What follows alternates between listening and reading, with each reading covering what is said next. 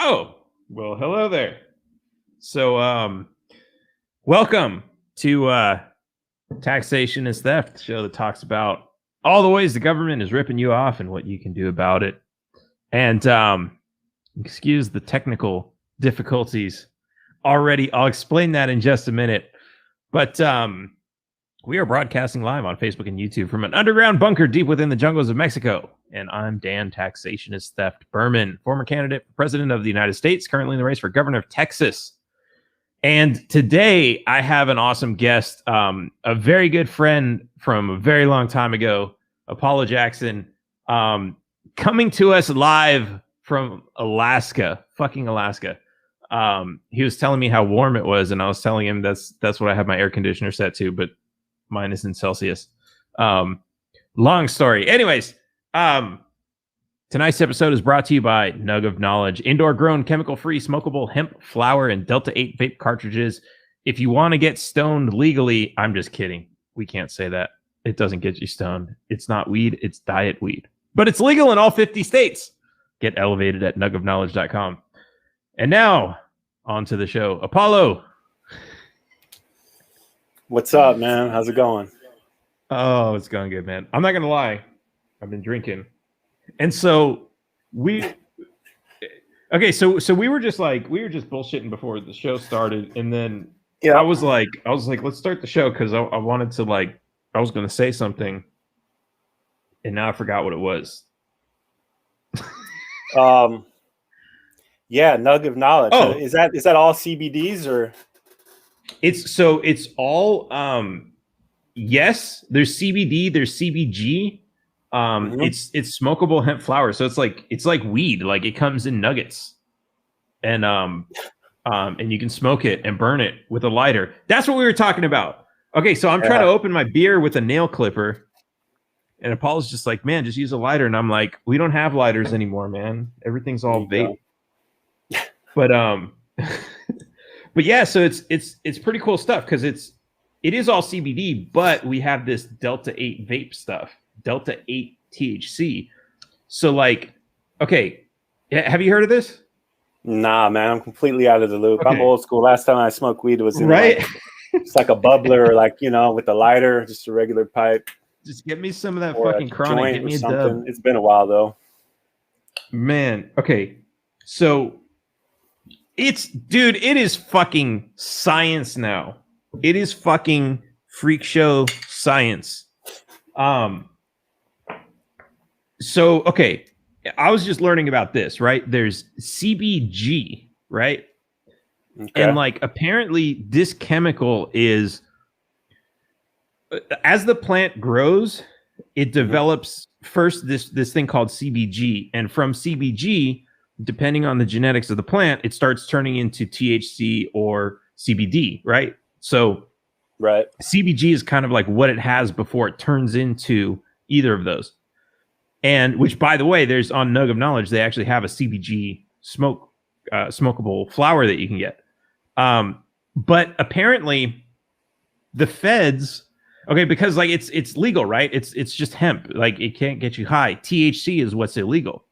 But apparently they call it THC Delta 9, which is the actual name for the actual chemical that they banned. But there's now THC Delta 8, which is synthetic, and I think it's derived from the CBG, and they're fucking in there mixing chemicals and shit. But because it's technically different from Delta 9, it's legal. Wow. So man, I don't trust that synthetic shit. Synthetic weed, man. But it's not really synthetic. It's not synthetic like synthetic plastic or synthetic oil, right? It's not it's fucking it's crazy, man. But yeah, so you can get that in a vape cartridge now. Oh yeah, so this is what I was gonna say, because you were like, yeah, I'm old school. I got lighters and joints and stuff, and I'm like, the other day, what did I post about back in my day Well, this is the podcast, so I can get raunchy here. There's this thing going around where, like, apparently there's like a light up butt plug that girls wear to raves. And it's like, all right. It's like you see this girl in a skirt and she looks like a lamp. Like, she's like the skirt looks like a lampshade, right? And I'm like, back in my day, we didn't have fancy shit like that. We just had glow sticks. Like, we didn't even have like those shirts, you know, with the equalizers that like bounce with the music and like all. We just had glow sticks, man. Yeah, glow sticks and ecstasy. And like, that's all you need. yeah, and like. We had to drive out into the middle of fucking nowhere with no GPS, like no idea how to get back to the main road. Like, that's good times, man. The good old days. Yep. The good old days. Now they got all kind of wild shit. Starlink about to take over. You know, what's that? Going to Mars. You know, that Elon Musk stuff. Oh yeah. Starlink. I bought a Starlink. I'm sending one to Uganda. Nice. Heck yeah, man. Yeah. It's worldwide. Yeah.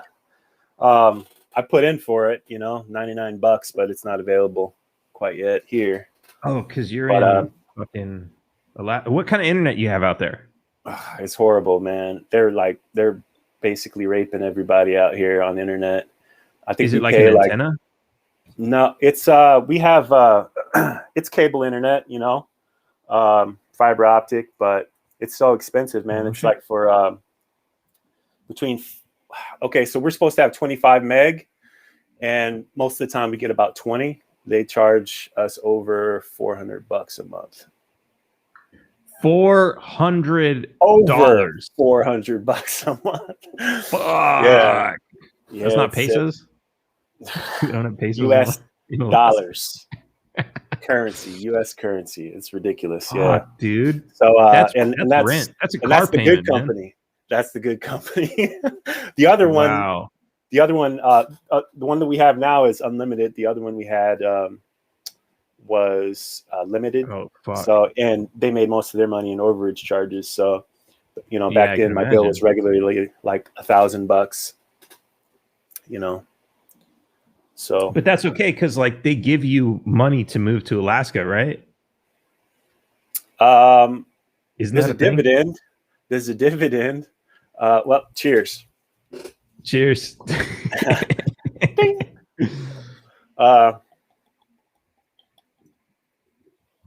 Is that like a UBI? Yeah. Like how does that work? Everyone just gets paid. I think it's based on the. I guess they get money from the oil companies, you know, some sort of arrangement. There's like a fund that goes, a state fund, and it's not the same every year, but it's usually somewhere between $1,500 and $2,000, something like that. This year, because of COVID, it's going to be more. I think last year we only got 1,000, but this year it's supposed to be. I mean, that's still only like a couple $100 a month. Yeah. Yeah, I mean, if you got like 8 kids and you're married, then it's a nice little chunk of change. Yeah. But you know, you also got 8 kids. But you know, this year is supposed to be like $5,000. We're because of COVID, we're supposed to get 2 dividends, one in like June and the other one in October, which is when we normally get it. So, you know, it's better than nothing, you know, but there's no one living off of the state, basically. You know, it's just something to sort of boost your pockets during the holidays, you know, encourage travel. Because here in Nome, Alaska, which is where I am, it's a small town, and it's there's no roads here. You have to fly out. It's not an island like Hawaii, but it's just secluded, you know what I mean? It might as well be. Yeah. It's an island, except instead of water, it's just ice. Yeah, and a lot of tundra. Lots of tundra. You know, it's quiet, man. Though. It's real peaceful. Yeah. You know, it's beautiful in the summer. You know, people get out of town. People usually take snow machines out in the winter, go to different places, you know, hot springs, and go to camp and, you know, hunting, you know, ripping it on the snow machine and stuff. So nice. Yeah. That's pretty fucking crazy. That's interesting too, because like this is like I'm trying to think about how to relate this into like, you know, taxes and economy and all that shit. What's interesting about that is like if you don't have people in like so let's say you discover this like oil reserve, right?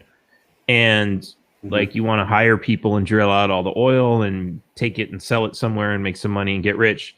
Like you Mhm. can't do all that by yourself. You need people. And I think that was kind of the idea of Alaska was that like not a lot of people get excited about moving to Alaska, right? Um It but depends, you know, what what your motivation is, but a lot of people come yeah, out I here mean, for yeah, no, I fishing, can you see know. that. Like some, I mean, I definitely wouldn't because I like the warm weather. Um, but I mean, you know, so the internet's not that great out there. The weather is freezing. You don't have a lot of access to things, which, you know, for some people that'd be awesome. But so like you got to kind of bribe people to get out there. And like that's like how things always were, right? Like you have a boom town because like somebody discovered gold or like some mineral deposit or oil or, you know, something. Or like, hey, this is a great place to build a port, and then it becomes a boom town, and like everybody moves there because they're like, oh, there's all this stuff coming out of the ground, there's all this, you know, all this economic activity. I want a piece of the action. Mhm. Um, but then like there's the secondary, which is like the people coming in who start making restaurants to feed all the people who are there, you know, working and trying to make that money. And it's like if you live in a place where like not a whole lot of people want to go because the conditions are it's really remote, it's really cold, you got to kind of bribe people to get there. And I think like that to me has always been like what Alaska was doing was like let's bribe people to get here. And a lot of people kind of like make this like yeah, but it's still they're still taxing the oil company to make that happen. And I'm like, yeah, and it's like it is kind of like this weird thing that's going on there, but it's like Mhm. why doesn't the oil company just like because the oil company is really the reason that they need to get the people there, right? Because that's like they need people to work there, so it's almost like they're paying a tax to the government so the government can pay people to go there. Um, I don't know, it was well, a big part of it, I would think, is because of, you know, protected lands, and you know, there's a lot of politics that goes into it. You know, of mining course. for oil or drilling for oil and in the ocean here. You know, sea life is protected. Um, you know, there's a lot of red tape. I'm sure that these companies have to go through. You know, I'm sure a lot of bribing goes on. You Yeah. know, but you know, they sprinkle a few crumbs on the rest of us, so we could, you know, usually look the other way. You know, but Right. you know, people are definitely interested in preserving the you know, the ecosystem out here. So they've survived off of the land for a long time. You know, so um, yeah, I mean, you know, it works. You know, there are, you know, gold was a big deal. You know what I mean? There was that Discovery Channel show. I'm not sure if it's still on the air, where people would mine gold, and they made a lot of money off that for a while. I'm not sure. I think it slowed down a lot though. Um, you know, I there's a lot never of saw people them coming. find anything on that show. Really? No, Right. There was they like would find some gold, man. You know, they'd I find like a mean, enough couple to like keep. flakes and they get all excited. I never seen I anyone mean, find like a gold, like a giant boulder, or like, you know, right. it's usually like mined through the like dust, or you know, gold flakes in the sand. You know what I Right, mean? Like right. the more Yeah, and they got they to put it melt it through the all. machine. Hmm. Yeah. I mean, maybe I just didn't have the patience for those shows because they're like, you know how they fucking drag it out? Like they Oh were yeah, there filming for like one day and they're like, okay, we're gonna make an entire season out of this. yeah, yeah, Like, yeah. oh Reality man. TV. You know what I mean? Milking it. Fuck. Oh, I hated working in TV, man. I'm still kind of there. But um oh yeah, dude. That was so fucking trashy. Um, but yeah, like that's interesting too, because down here in Mexico, there's like, okay, so there's this little town Tulum, and there's like they have like kind of like up on this like cliff overlooking the ocean. There's like these old ruins from like fuck, I don't know, probably like thousands of years old, and Right. and like the one like right on top of the cliff is where they used to do their human sacrifices, which is pretty cool. Um, but it's like so it's like this like it's like this Federal Reserve thing. Like the federal government is there providing security, um, and it's like protected, right? But then like you go down the road from it and you start getting into like the hotel zone of Tulum, and like there's still some like protected jungle area, and like a lot of the jungle is protected. So like even if you buy like a big piece of land, you're only allowed to build on like 10% of it. But all these hotels have like gotten around that because they're like, oh, there's so much money to be made in tourism. And so now like this entire like it's the entire coast, right? Because everybody wants the beachfront property for their hotels. That's all taken. It's all built with like all these little boutique hotels and everything. But there's like a gap between the ruins and where that hotel zone starts, because that so far that's been like protected. Like, okay, we're gonna leave some space and you can't build this close to it, right? But now apparently Hilton came in and they're just like, fucking, oh yeah, here's a fucking $1 million. We're gonna build wherever the fuck we want. And so now they're gonna be putting in a big ass Hilton, like right. It's probably gonna like destroy the views from these, like, you're gonna be like, oh, this like ancient ruins, and then it's like then there's like this massive eyesore of a fucking resort where all these fucking drunk ass gringo Americans are like fucking, spring breaking, getting shit faced and fucking whatever.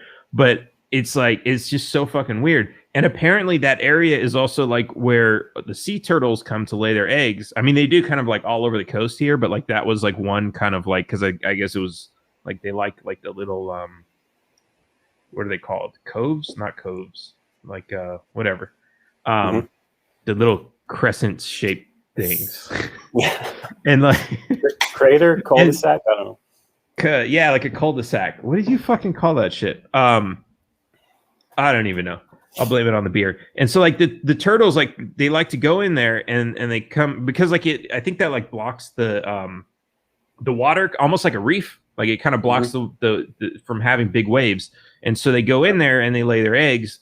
And like that's like right where they're gonna build like a big ass Hilton thing. I don't know if like I don't know if they've started construction or like maybe it's not gonna happen, maybe it will. But there was this other one that this was like up near Cancun, and from what I understand, it was government owned property, and there was like here it's kind of like you've got like a cousin or a friend who's like a senator or like a governor or something, and like they're like, oh yeah, I'll sell you this property. And so when nobody was looking, they transferred this property to like some person's actual property, but nobody could build there because it was still like a public beach. And so like there would always be people there, and it's like they couldn't just like start construction because then people would be like going crazy.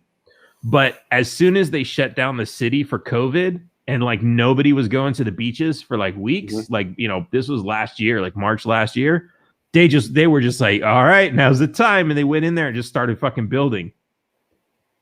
And it's like nobody knew because it wasn't in the news. Nobody was talking about it. Nobody was going to the beach. Nobody saw it. That was it. How was their COVID protections in Cancun for spring break? It was strict for a while, and like it wasn't the first time either. Because when was it? When they did the bird flu? Was like 5 years ago, something like that. You remember that one? Yeah. They did the same thing. Like they shut down the airports, they shut down everything, right? No tourism. And it hurt bad because that's how most people make their money out here. I mean, like everybody's got a job at a hotel or as a taxi driver, or like tour guide to take people snorkeling and all this other stuff. So like it hit people bad, but at the same time, I don't think it was hit as bad. Like there was a lot more people who lost their jobs, I think, than in the US. Because here, there's none of that like, oh yeah, we'll pay you like, just because you're still an employee and we can't fire you because, whatever. Like there's none of that stuff. So it's kind of like, yeah, sorry, you don't have a job. And next day you're not getting a check.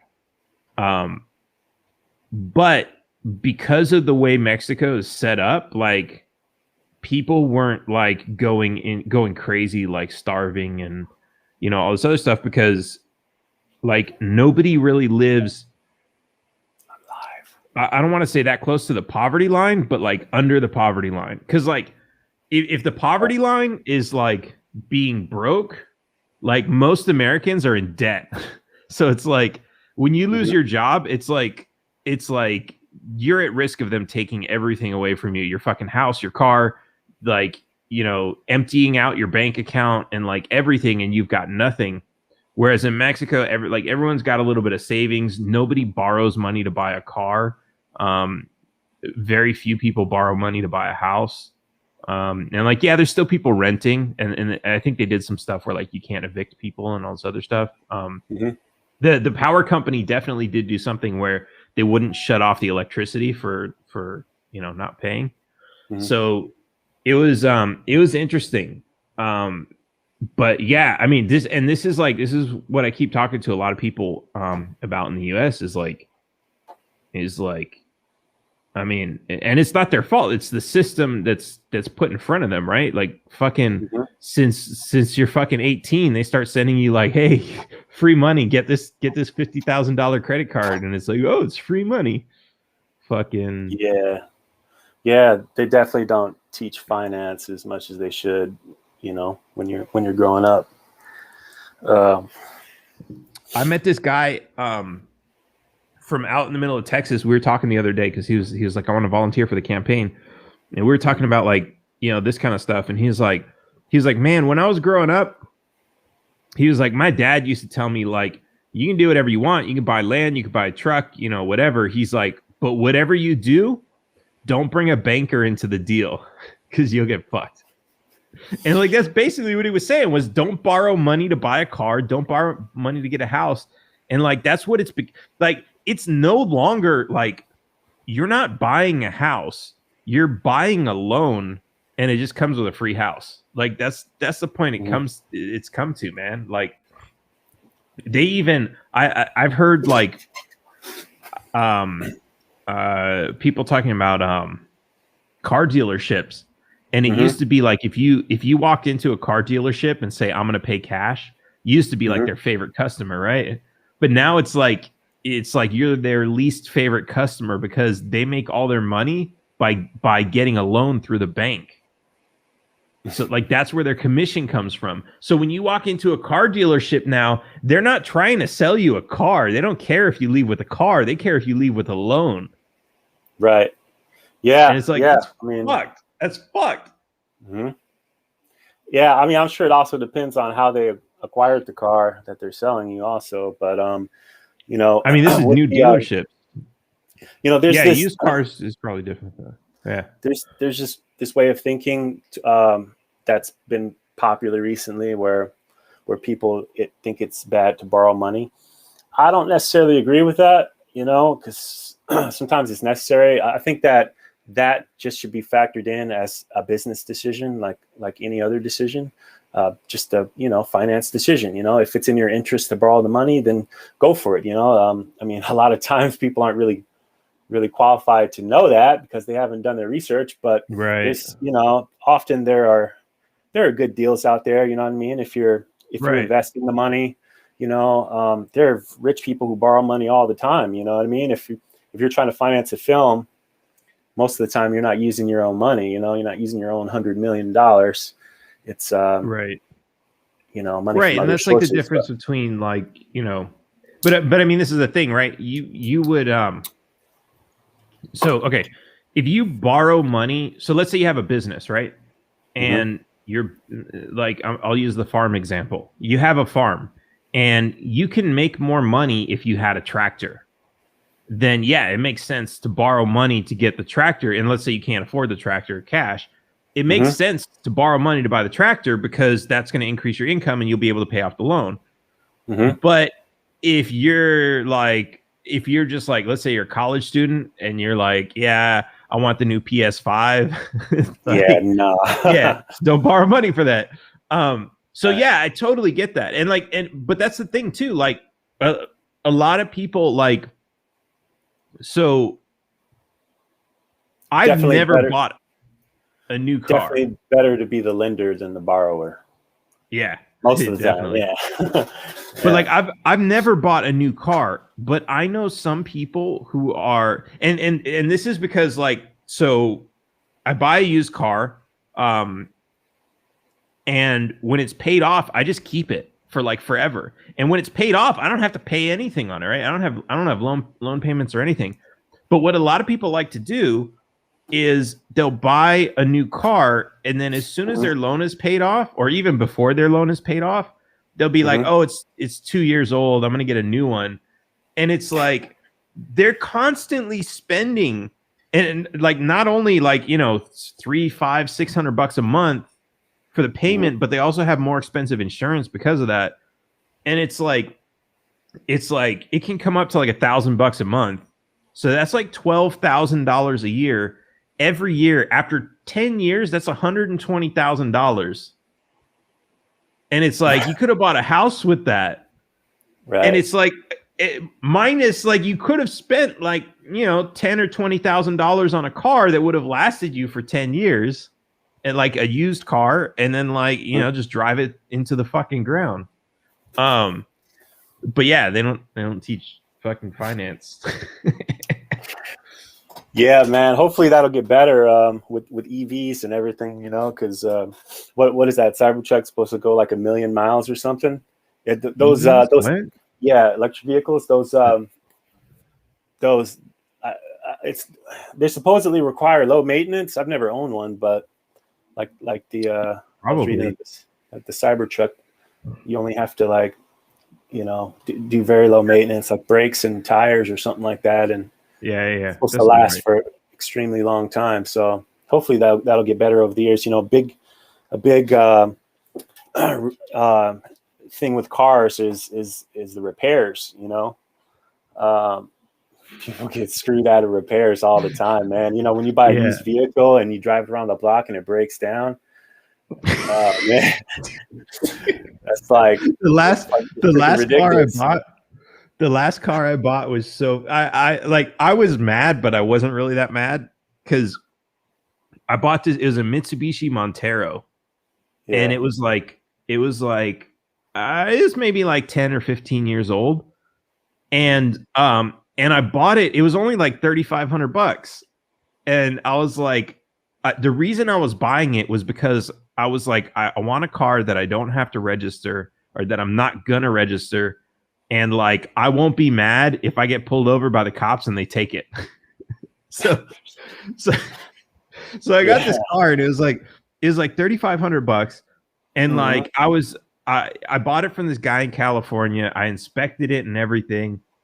And like, I swear, dude, like, okay. So first of all, he, like, as I was signing for it, he gave me the pink slip, or I said, let me see the pink slip, because I wanted to make sure it wasn't like, you know, fucking salvaged or something.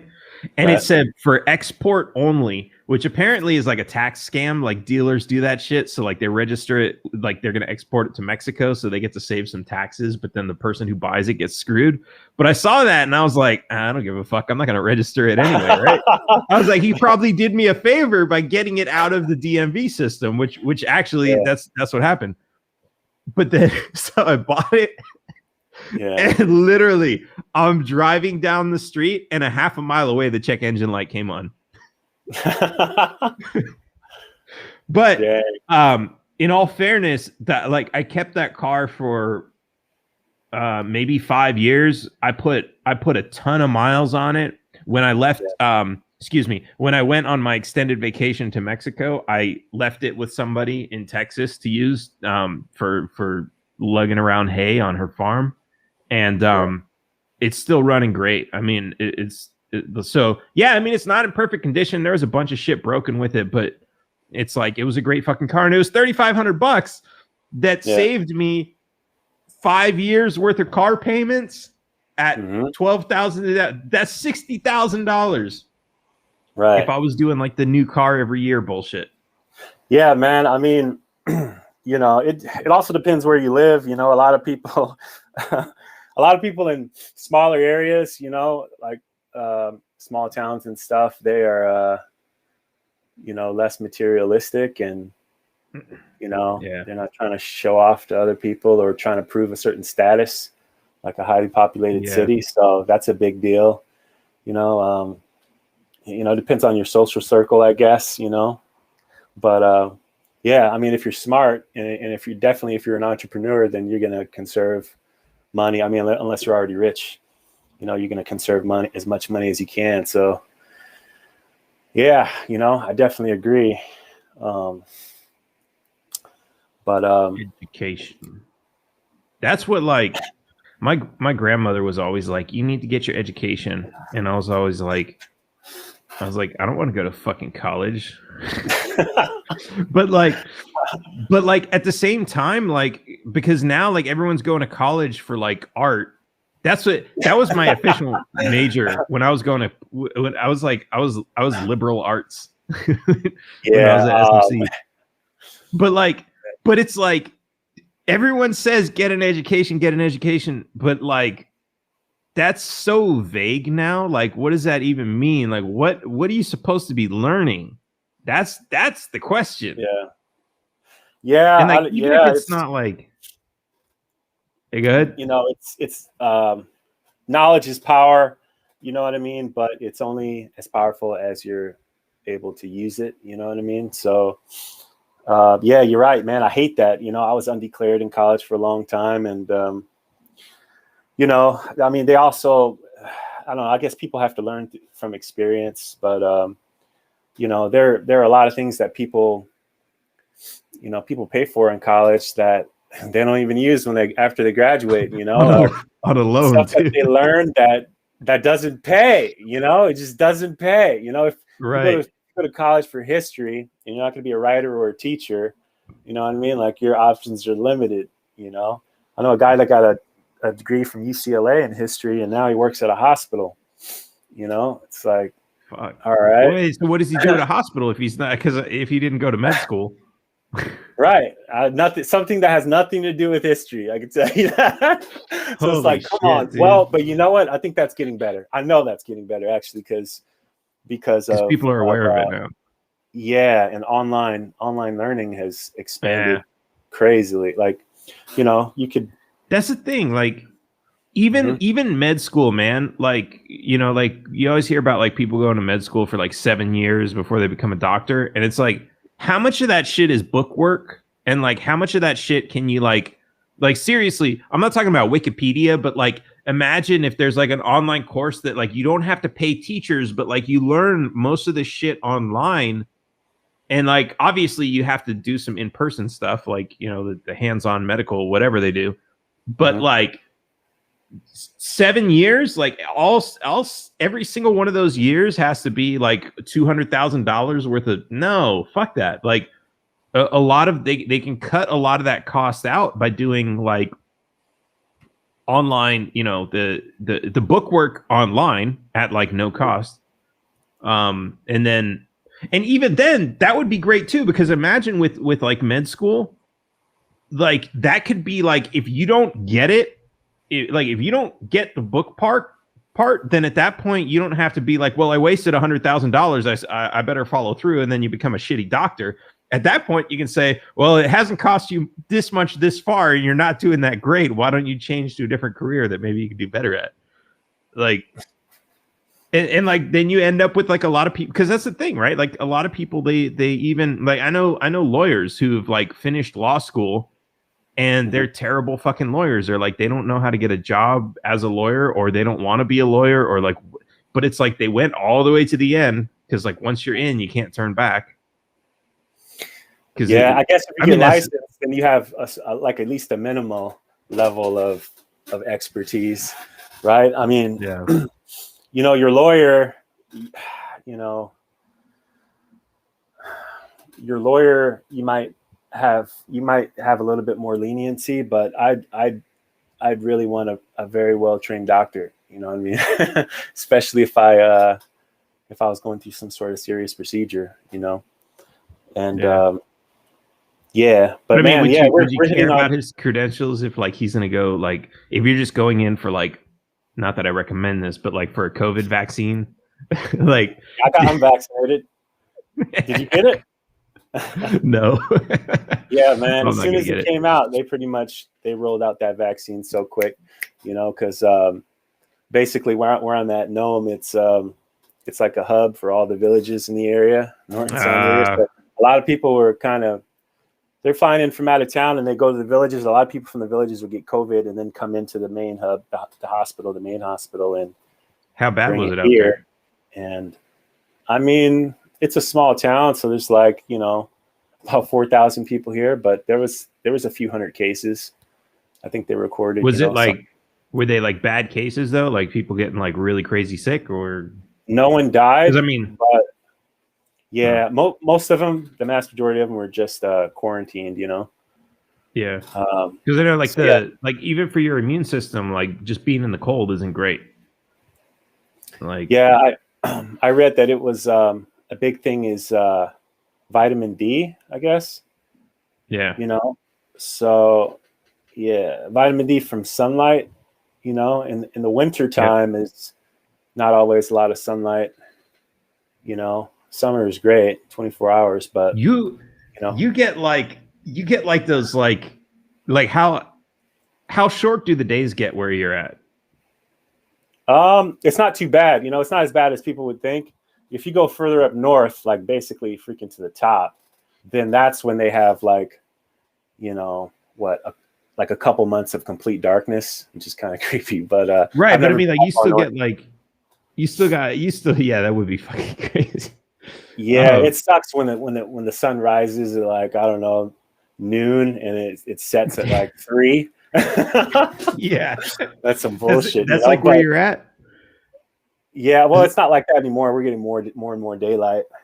Right, now. But like during like middle of winter, that's like three hours of sunlight. Wow. Yeah, at its worst. Yeah, that's fucking crazy, dude. Yeah, I'm usually working. So now, so summer you get like 3 hours of nighttime. Is that right? 24-hour daylight for months. Yeah. Wow. Seriously? Yeah, and then we start losing sunlight regularly, But that's crazy, man.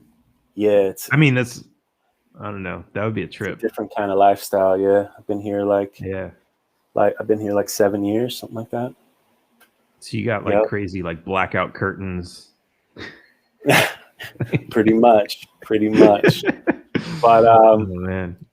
Yeah, I'm an early riser. I don't really require too much sleep, so it's not too bad. I like it in the summer. You can go places. You know what I mean? You can drive out of town. Go hunting. A lot of stuff. You said there's no roads, but you can drive out of town.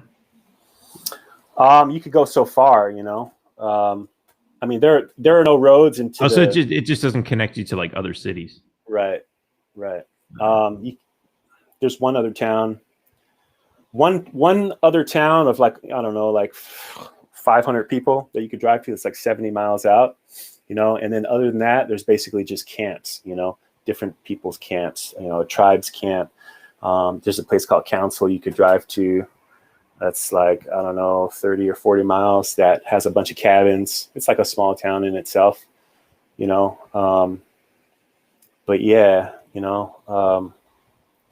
there is a bar that is, I don't know, about 20 miles out that a lot of people go to, But yeah, fishing is a big deal here, crabbing. It's the way a lot of people make their money. But I'm looking at the map right now. So you're like that's pretty. So well, it looks like it's about halfway up through Alaska, and it's like right on the west coast of it. Mm-hmm. It's a little bit over an hour flight, about an hour and 10 minutes from Anchorage. So yeah, Anchorage is the biggest city in Alaska. It's got what, I don't know, 100,000 to 200,000 people, something like that. Yeah, but that's about like McAllen. That's where I was living for like maybe 2 years in Texas. It was like it was like on the southern border along Mexico. It was about 100,000. Or actually, it was like, what was it? Yeah, I think because it was weird because it was like along the border. It was like a bunch of like small little towns. I think McAllen itself was like 100,000, but there was like a bunch of little towns, and it went for like miles along the coast. But yeah, I kind of like the small town life, man. But that's Anchorage. It is different, man. Like people. I noticed in small. I mean, there's pros and cons. Here there was a lot of like subsidies, energy subsidies and different ways that the community helped out, for the COVID crisis. Actually the town got some funding, COVID funding, and ended up sending everyone in town $1,000. That was cool. But like the energy company that supplies electricity and stuff, they'd give months of or so much money off of your bill and stuff like that was cool. Some of the corporations around here, like the what is it? Norton Sound Seafood Center. They're basically, I think they're nonprofit, but anyways, they provided grants for that. So yeah, it's different kind of lifestyle in the city. It's you're pretty much out there to fend for yourself. I mean, a lot of people just getting screwed. Here it's you could definitely tell there's more government involvement. To help people sort of get through, whether it's state or local. I mean, like, because what I've noticed is like even like not even government, like it's more like even just like people, like there's like more of a sense of community in smaller towns. Like there's like, if you're stopped on the side of the road, someone will pull over and be like, "Hey, do you need help?" Versus like fucking LA. It's like, look at that fucking guy stuck on the side of the road. Like, it is like, and I don't know if it's like, I don't know what it is. Like, I have this feeling like in small towns, it's kind of like, for one, I think people know, like, yeah, if I don't like stop and help this guy, like it might be a long time before the next car comes along. I mean, as if you go really, way out there. Versus like, the big cities, it's like, well, fuck that guy. That's why I pay taxes. Let the fucking, the government tow truck or whatever, highway patrol come along and help him out. It's actually illegal to not pick someone up if you see them like stranded out in the middle of nowhere out here because of the elements, you know what I mean? But that's like fisherman rule, not fisherman rules, but that's like international waters, right? Like you see a man overboard, like even if he's not from your ship, you have to pick him up, kind of thing. Right. Yeah. If you hear a mayday, you got to go render assistance. We actually had to do that when I was on one of the tender vessels. I guess someone's motor went out, and we just had to take a detour. We had to stop working, take a detour, and that was like 7 hours roughly, something like that. Wow. We went out. Yeah. Would you just towed him? Towed him in. Just towed him. Fuck. Mm-hmm. That's crazy. Just people fishing. I'm looking at this map right now of Nome, and like it's like you live at the airport. Yeah, that's where I work too, man. It's like the Wild Wild West. It's crazy, man. I mean, you remember that apartment I had with Dwayne by LAX? That's how close you are. That's crazy. Yep. So what's that? You definitely hear the planes overhead. Yeah. I'm sure it's not as busy as LAX, but I just want to say, like, for anyone who's listening who doesn't know, I mean, I think just about everyone knows I grew up in LA. But so Apollo grew up in LA with me. And yeah, it was a big fucking city. Right. Yeah, it's so fucking. What's the weirdest shit you've ever seen in LA? Whoa. Shit, man. Too many things to freaking. No, dude. I've forgotten more weird stuff than I remember, man. Right? Like, there's so many. I mean, I don't know, man. I mean, I remember like this is the first thing that came to my mind is something I remember as a child. Like, I don't know, I must have been I think this is before I went to school, so I don't know, I was really young. I don't know, 3 or 4. We were in this, in the middle of the city, headed home, driving, and we stopped at a red light, and I looked over to the right, and like on the corner, this woman squatted down, pulled her pants down in front of everyone, and took a piss right on the corner. And I was like, what the fuck, dude? Like, it was crowded. Like, it was a lot of people out there, And that just stuck in my mind, man. I've never been able to forget that. Like, wow, like some people get to that point where they just don't. And I saw a lot more of that when I went to San Francisco, actually. But yeah, that was in LA. See, that's the weird thing. Like, if you're out in the middle of the woods, that's totally normal. So, like in a small town, that's a normal thing, right? Because it's not right. You're not pissing on like the steps of the library. You're pissing on like a tree. There's outhouses, But yeah, if you're, sure, Shit. So man, okay, I want to ask you this because like, okay, because the town you're in looks like this town in I don't even know where it is, but there's like this rock in the middle of, I think it's like in between Greenland and Canada, I think. Mm-hmm. And there's this thing where like the military from Greenland and the military from Canada, it's just like a big rock in the middle of the, like, I guess it's kind of like it's not a river, but it's like a big gap between these two like land masses, right? Mm-hmm. And there's a big rock right there, so it's kind of like an island, but it's just a fucking rock. And they have this thing where like the Greenland, or I want to say the Swiss, but I don't know what the Swiss are doing over there. But like, I don't know. They go up and they stick their flag up there, right? They like, there's a flagpole and they pull the other guy's flag down. They put theirs up and then they leave like a bottle of vodka. And then like the Canadians, and like I'm totally like messing this up because I don't know who the two sides are. But then the Canadians come and they take their flag down and they put their flag up, and they leave like a bottle of whiskey or something like that. And like apparently this has been going on for like years and years and years. And I was trying to figure out how do I get to this fucking rock.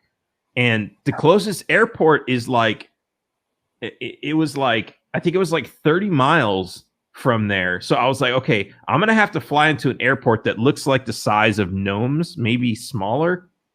And then from there, somehow I'm going to have to find like a ship captain that's going to drive me up to this rock so I can get on there so I can put a taxation theft flag on this fucking rock. Man, I mean, I mean, you probably just have to charter a plane. Somebody's crazy enough to do it. There's, you have any connections? I mean, I work at the airport. I could find someone. I'm sure. I don't know how much they charge. It would probably be like 50 grand or something ridiculous, right? Like for gas and all that shit. I don't know about that. It depends on how far it is, I'm sure. But here, I'm gonna try to. I'm gonna try to screen share this. But yeah, but it would be totally fucking worth it. Pilots in Alaska are, I'm pretty sure, the craziest. Yeah, it's like. So okay, so this is Greenland. I think this is part of Canada up here. And so like, okay, so I want to say it's this rock or this rock right here. Where's all the labels? All the labels have disappeared. Maybe it's that one. No, I think it's this one. And the closest airport is like all the way. I think it's in here somewhere. Nope, that's just fucking ice. I don't know, but it was like over here, like somewhere, just like, oh wait, what's this? Nope. How is it? It's like there's like a rock right here, and it's got. Oh, there is a city on it. Man, that is the middle of nowhere, man. yeah, There's a gas it's probably station. cheaper to just hire a pilot in the area, because I mean, if they're gonna have to transport their plane, you know, the plane that's small enough to probably land on that rock is gonna probably require a lot of stops before it can make it out there. Like, you can't even land on this rock. Okay, look, let me a plane could land, you know, if there's any mean, kind like, of area, you could pretty much, a small enough plane, helicopter maybe. Giant rock flag, Canada war. I don't know what the fuck I'm searching for here. Watch, that works. The Whiskey War. Oh my god, it worked.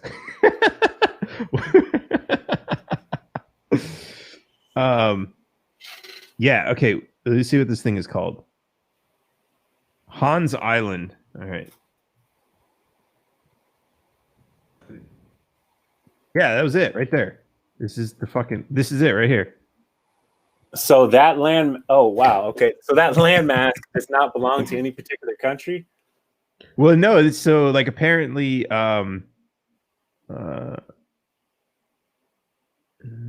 which two countries is it? Canada and Denmark, Greenland. So they go and they pull each other's flag down and they put their own flag, and then they leave like a bottle of whiskey or vodka or whatever they're doing. So it's like disputed land. But it's like a fucking game to them, right? Like they're just like, there's nothing on this rock. So like they're just doing it just like for shits and giggles. Nice. Man. But I want to get my taxationist theft flag up there. That would get me some serious fucking street cred. Hell yeah. Yep, somebody will write an article. It looks like it's all right to land. I mean, you know, people land on the beach all the time here. There's a lot of lumber that washed up on the beach, so it's not exactly the safest thing to do, but you know, there are pilots who are pretty skilled. But yeah, helicopter charter, that's probably going to be more expensive than a small plane, I would imagine. But yeah. You said more expensive? Yeah. It's usually more expensive to charter the helicopters. Really? Well, it also depends on the size of the chopper, you know what I mean? Single engine, multi-engine, you know? Yeah. Okay, here we go. So these are the two closest airports. There's one up here, which is, this would be Canada. And there's one down here, which is a little bit further. That's Greenland. But like, you know, these are like, I mean, this is already like, that's an airport? What the fuck? There's nothing there. Oh man, I don't know. I'm gonna have to hit you up later on this one. You gotta raise. You gotta do like a GoFundMe or something. You gotta raise the funds for it. Yeah, you know? I'm gonna have to raise some fucking money for that. Yeah, because I don't think I could get there on like a little Sea-Doo or something. like I can fly to this airport, take a Sea-Doo all the way up. Yeah, it's not gonna. I'll have to like tow a 500-gallon tank of gas. Oh man. That's a good idea though, man. That sounds like good PR, you know. The things I would do if I had $1 billion. Yep. Some dumb shit like that. Man, so what made you decide to become a politician? Because fucking I didn't want to become a politician. I just wanted to stop all these other politicians from doing the dumb shit that they're doing. By becoming one? I mean, think about it like this. Think about it like this. I didn't want to go to, I don't know, the grocery store and park in that parking space. But if I didn't park in that parking space, some other fucking idiot would, and he would have gone into that grocery store and fucking bought all the groceries. I don't know. That's a stupid analogy. But that's kind of the thing, right? And like that's what it was at first. But then I started thinking about, because I was just like, taxation is theft. Fuck the government. Fuck them fucking with me. Like, screw them. That's all it was. But then I kind of like, because that was kind of like my um selfish thought about it, I guess. Like, I was really interested in like stopping government from doing the shit that was bothering me. But then I kind of realized, and I still call this selfish, but the only way that I'm ever going to change the government to the way that I think is right, which is, where they leave me the fuck alone, is if I can get most of the public to agree with me and like join my side, right? Because that's how democracy works. You have to have a majority. And the only way I could make that happen is if I could figure out how to solve their problems so that this type of government that I see is best would actually make everybody else's life better too. Right. And so so that's kind of where I got more serious about like trying to come up with like policy and that kind of stuff. And it's interesting too, because it's like, it challenges me to like, I get people and like you, I mean, you're like, that's why I brought you on the show, even though we really didn't even get into that. But like, you always ask me these like really great questions. Like, yeah, but what about this?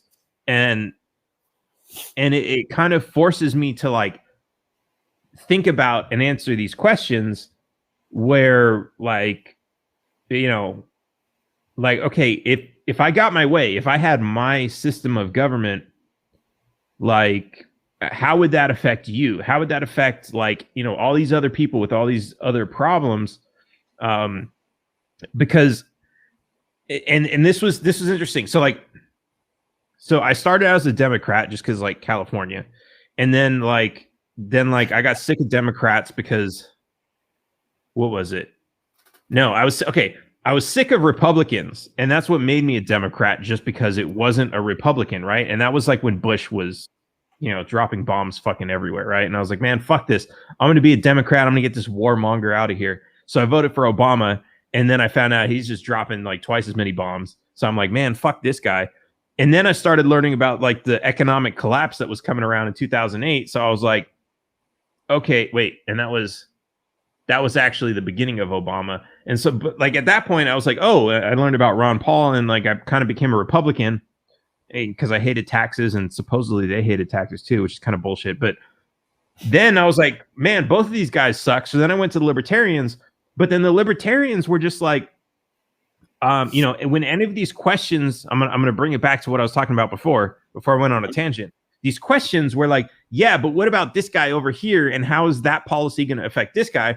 The Libertarians would basically say, well, that guy can go fuck himself. Like, figure it out. And I'm like, well, that's not cool, man. Man, I could tell you one thing, man. It's just like, when you put yourself out in the public eye and you can't expect everyone to like you. It's the same thing with politics. Like, it's extremely difficult, maybe even impossible, to implement any kind of policy that's not going to negatively affect someone. It's just imperfect, and that's one of the reasons why I hate politics, because it's not only that, it's honestly, man, I think that between politics and the devil, it's those are pretty much the things that how do I put this? They cause people to poison themselves with negative ideas. Those are the main, you know what I mean? And which is really bad, because it's usually cloaked in some sort of truth, And so I, me personally, when I was getting of the age where I was getting interested in learning about things politically, then I never really came at it as a partisan thing. I mainly wanted to seek out truths of reasons of why certain things were affecting me, which is how most people would do it. I mean, the things that affect you personally are the things that you're passionate about and that you can just relate to. So, I was seeking out truths. I didn't care what party or anything like that. To this day, I'm nonpartisan. I would say that, let's see, for a short period of time, I thought I was maybe an anarchist, but I would say that, I'm usually liberal when it comes to social things, but then, I could be a lot more conservative when it comes to fiscal spending or just, finance. Man, So I think you just explained the political platform I hate the most. what? It's just Gary Johnson, who's so it's not that he was that I think yours actually makes more sense, but his whole thing was like he was trying to explain what a libertarian was by trying to make it sound like it's not left or right, it's right in the middle, so everybody loves it. So he was like, we're socially liberal and fiscally conservative. That was his pitch. And it's like dude, you're fucking full of shit.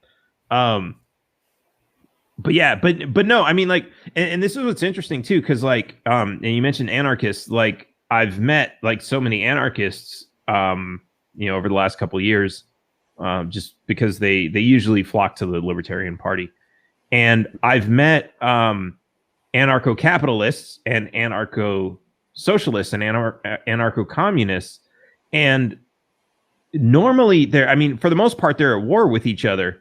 But what I thought was interesting was like, because I'm the kind of person that's like, well, why do you believe in what you believe in? And so I would talk to these people, and like the anarcho-socialists, for example, their whole thing is like, okay, we want to get rid of government, but once government is gone, I want to spend my time and energy helping people, like creating social, I don't know, not social programs, but like creating a social network, taking care of people, doing charity type things. So get rid of government and then do things that make the world a better place. Meanwhile, the anarcho-capitalists are like, yeah, get rid of government and build business, advance technology, make money. Fuck bitches, that kind of shit. Shoot guns. And it's like they're at war with each other because socialists hate capitalism and capitalists hate socialism. But like the reality is like your two political ideologies are actually completely compatible with each other, because it's like, if there's no government, you can go create a social program, you can go make money, and like you're not interfering with each other, you're not forcing each other to like participate in a different set of rules that they don't want to participate in. So it's kind of like they're fighting for nothing. But I think that's really interesting, because like, you open your mind, you have these conversations with people who have different ideas, and this is what I hate about labels, right? Because that's the thing, like they call themselves like libertarian socialists, anarcho-socialists, anarcho-communists, and it's like it's got nothing to do with socialism or communism in the way that, like, when you hear about socialism, or you're thinking like Chinese socialism or Russian communism or that sort of thing. It's nothing like that at all, which is like, and this is why I hate like the English language, because it's just like, all these words mean all these different things to different people. Right. But yeah, it's like, I don't know, all that stuff is like fucking interesting to me. That's I think that's one of the problems too. Well, two things. First thing is, I think all these labels get, basically it depends on the perspective of what that person thinks it means. You know what I mean? Like the word socialist or socialism and communism, or, taboo things like racism, or, even capitalism. That's one of the things that makes it difficult for people to communicate. I also think that most people sort of base themselves in, the same sort of ideologies that the people around them have, their family or closest friends, Peer pressure. which, Yeah, I mean, it just, it provides sort of a foundation, whether they believe it or not. It's sort of that's just because they, that's what they grew up Right. with, whether it's right or wrong. And then, I mean, really, we're not really taught, what we need to know at a young age, growing up. And then, once we, graduate high school, You're not old enough to understand that yet. yeah, but you know what? I, A lot of these I think things are that's like, kind of difficult to teach at the same time. A lot of people don't really understand right. these things as Well, adults. I think a lot of it is well, so for one, you have schools teaching it, right? And so schools are not allowed to teach certain things because if you teach it to one group of kids, then the other kids' parents are going to be like, "Oh, you're teaching them about a religion that we don't believe in," or something like that, right? So there's all that kinds of shit. But then there's also like the diversity of parents. I think I mean, shit, dude. Like, I learned sex ed from fucking government. The government taught me about sex, right? Like, what the fuck? Like, I mean, and like it was so amazing because like imagine you're a parent and you're like, oh, I don't want to have these difficult conversations with my kid about sex. I'm just gonna let the government do it because they offered to do it for me. And so now it's like, oh, like, because the government can teach you 1,000,001 ways to get fucked, except they won't tell you how they're fucking you, which is kind of ironic. But like, and I think there's so many different things. There's so many different things that we learn in life that are like this, right? We expect the government's going to teach it, but we never audit the government to like, what are they actually teaching our kids, right? Mhm. And like, and I get it. There's like a lot of stuff that they teach kids that like, maybe is new, like newer science and math and like all this other stuff that the parents might not have been that good at. So like, you're trying to give their kids a better education than they had. But at the Mhm. same time, like it creates a system where you totally alienate the parents from that. And you, yeah, it's, I don't know, like, but so like um, man, I don't know what kind of got me down that path. What were you saying before that?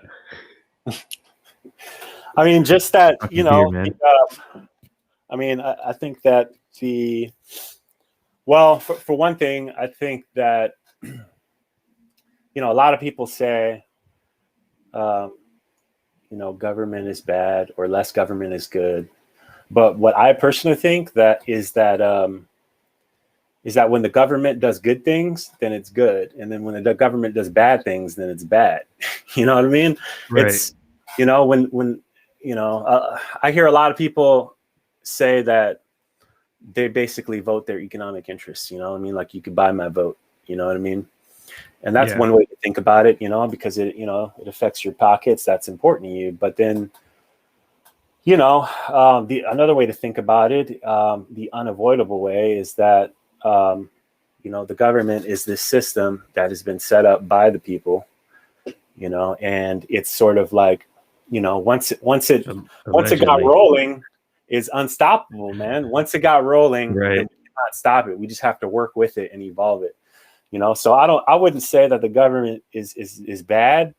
I would say that the government has done a lot of horrible shit, you know what I mean? And we all know this, you know what I mean? From things like what you were saying earlier, bombing other countries and, bombing innocent people. And there are arguments for that, you know what I mean? I'm not a pacifist, but, there's definitely, morally, you can't really explain a lot of things that the government has done, the Tuskegee experiments, things like Right. that, which has its effects, you know what I mean? But I think that, you know, uh, being, a society being truthful with its citizens is the first That's step in yeah, being that's able to super fucking resolve all important. these problems, or these issues, and that seems to be a big problem, man. And you know what? It's directly connected to. I would say it's directly connected to the idea of classified information in the society. You know, you know, being being truthful with its citizens, but at the same time, having things that cannot be communicated with them. because of national security, that is like right on the borderline of evolving a society, you know, and because it's, you know, there's, you know, the government, just Right. I like mean, or the society is imperfect, you know, well, and as soon as they learn they have the ability to keep secrets, it's like okay, nuclear launch codes. Yes, we shouldn't publish those on the internet, right?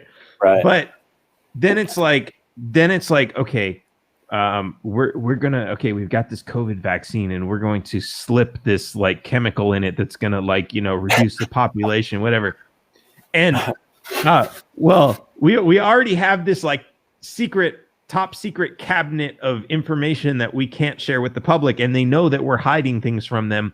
Let's put that information in there so that, you know, they just don't know it. And so like you create and I mean, it's like it's a difficult problem because yeah, it's either okay, total transparency and everyone knows everything that the government is doing, including the launch codes, or some sort of layer of secrecy, which you're trusting government bureaucrats to decide what we can keep a secret and what we can't.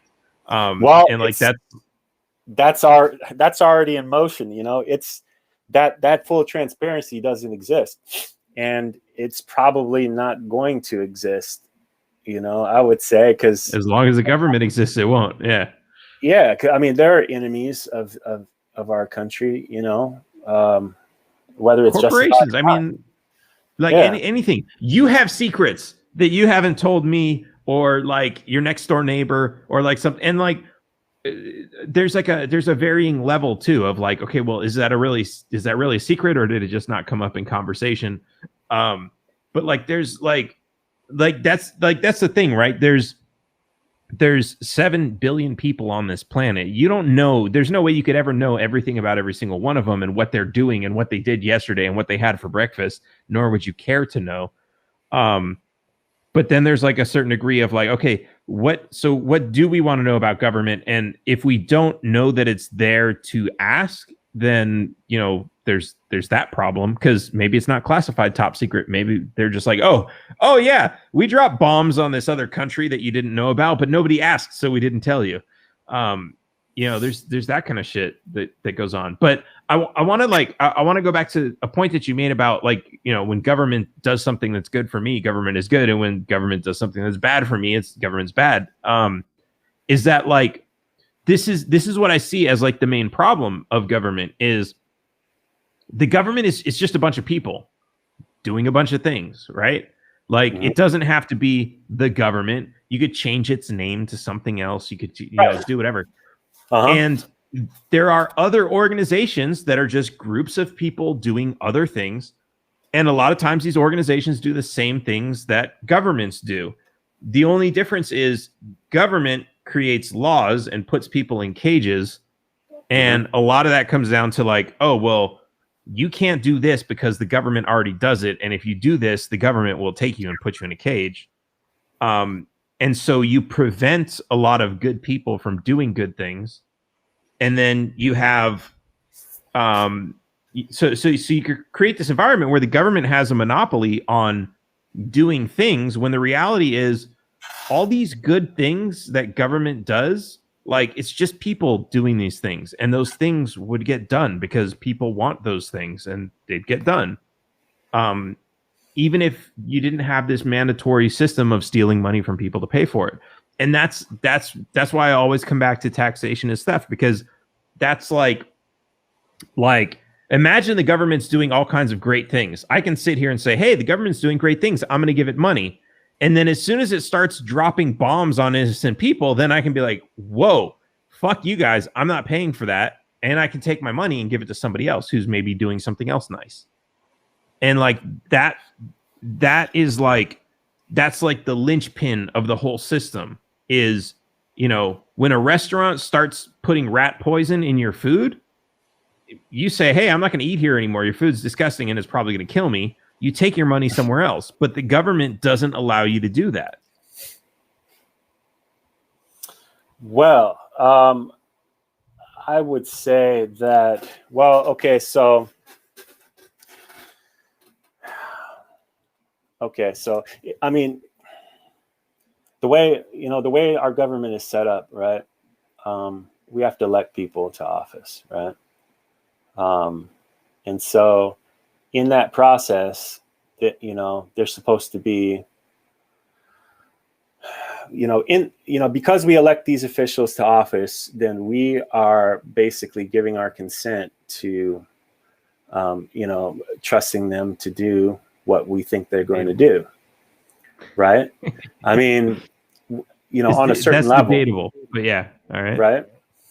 On a certain level, we're kind of, basically trusting them to be able to run, to be able to handle their responsibilities in office. You know what I mean? If they were just some random, bum off the street who's crazy and doesn't really say anything that's impactful, that's persuading us, then we don't vote for them, right? So basically, because we put these people in office, we also entrust them with certain powers. You know what I mean? Like the ability to, have a certain cloak, when it comes to certain things, classified information. As a normal citizen who's not privy to all these things, like, we don't know all the files that the president gets regularly, you know what I mean? And so he makes decisions based upon the information that he has. We trust him to be able to make those decisions to a certain level. You know what I mean? If he does something that we have conflict with, then it's up to us to speak up about it, and I would say, there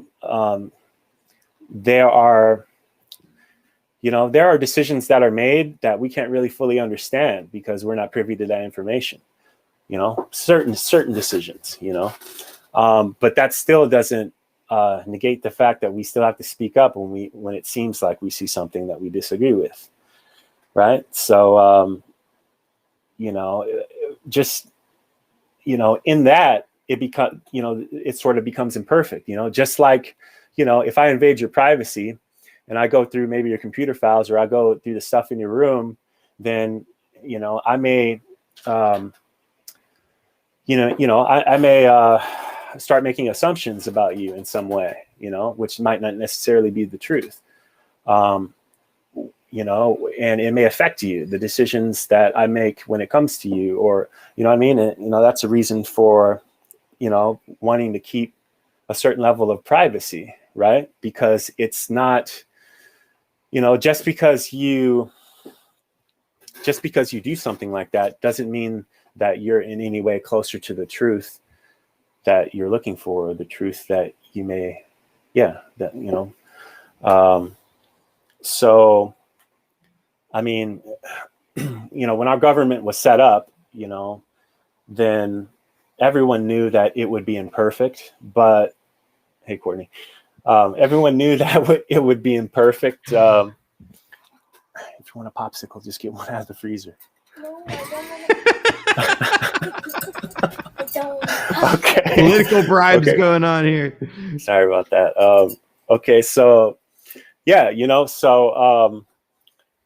but just like our laws are imperfect, it's up to us to constantly challenge them so they can evolve into something that's better, and that's basically, a lot of people, they grow up thinking, or being told that society is a certain way, but it's actually not really that way. It's sort of an evolution of something to aspire to, right? And people don't really realize that, until they get older, that a lot of the things that they thought were concrete were not. A perfect example is medicine.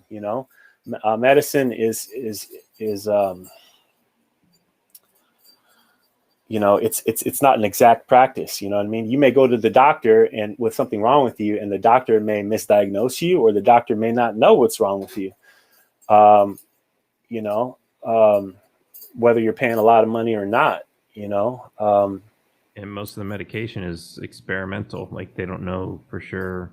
I mean, like, especially when you get into like cancer and stuff, where like there's no cure. It's like, yeah, it's an experiment. We can give you chemo. We don't know what's going to happen, really. Yeah, loopholes in the in the system, like with what's going on in the stock market with what was it, GameStop? How they pushed the stock up. Reddit, man, that was crazy. You know, they pushed that stock way up. You know, burnt the hedge funds ass on that. You know what I mean? But even though that happened, they still haven't changed the laws yet. You know, they probably will, but you know, supposedly they were supposedly squeezing AMC. I got a few shares in that, but yes, I'm up a little bit, but nothing crazy, you know. But you know, it's just, you know, some people would say that it's your duty to exploit the loopholes in the system. You know what I mean? It's your duty to do it because that way the laws will sort of adjust to become better.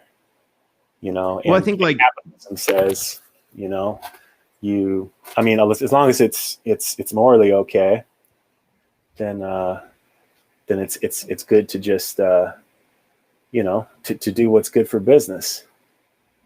yeah. Right?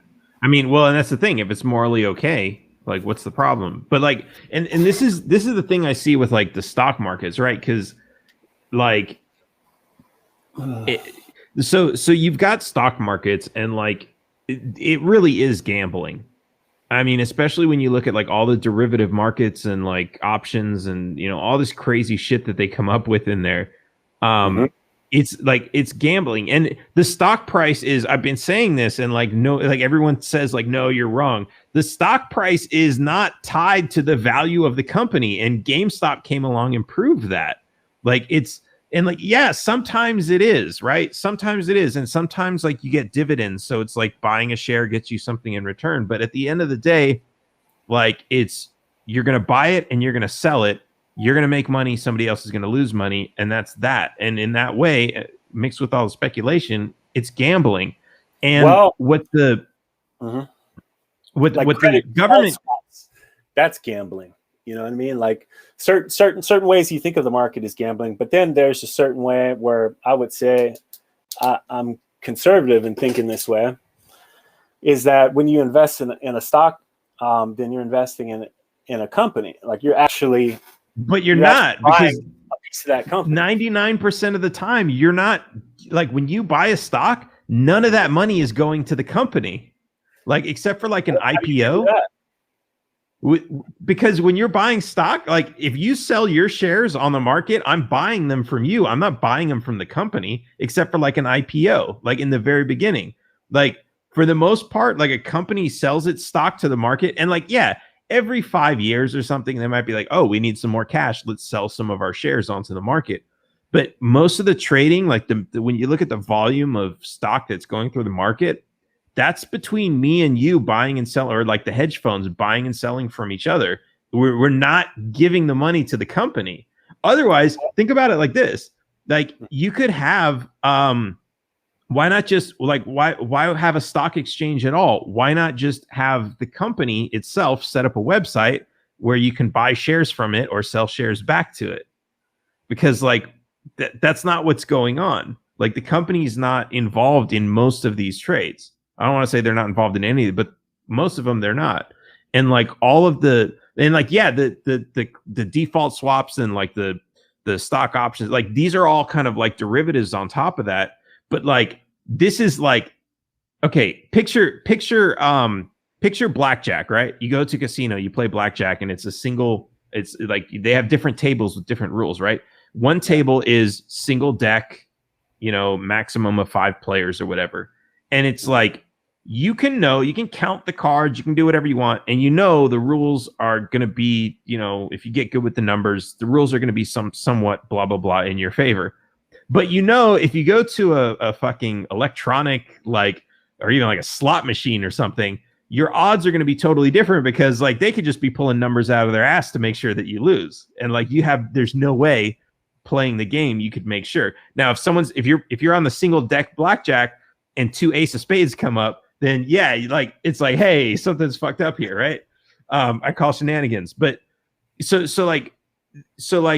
this is, it's like different games. But when you walk into a casino, you can freely go and say like, well, I'm going to play the slot machines, or I'm going to play blackjack, or I want to play poker, where you're not even playing against the house, you're playing against just the other card players. Like, all these different options are available to you.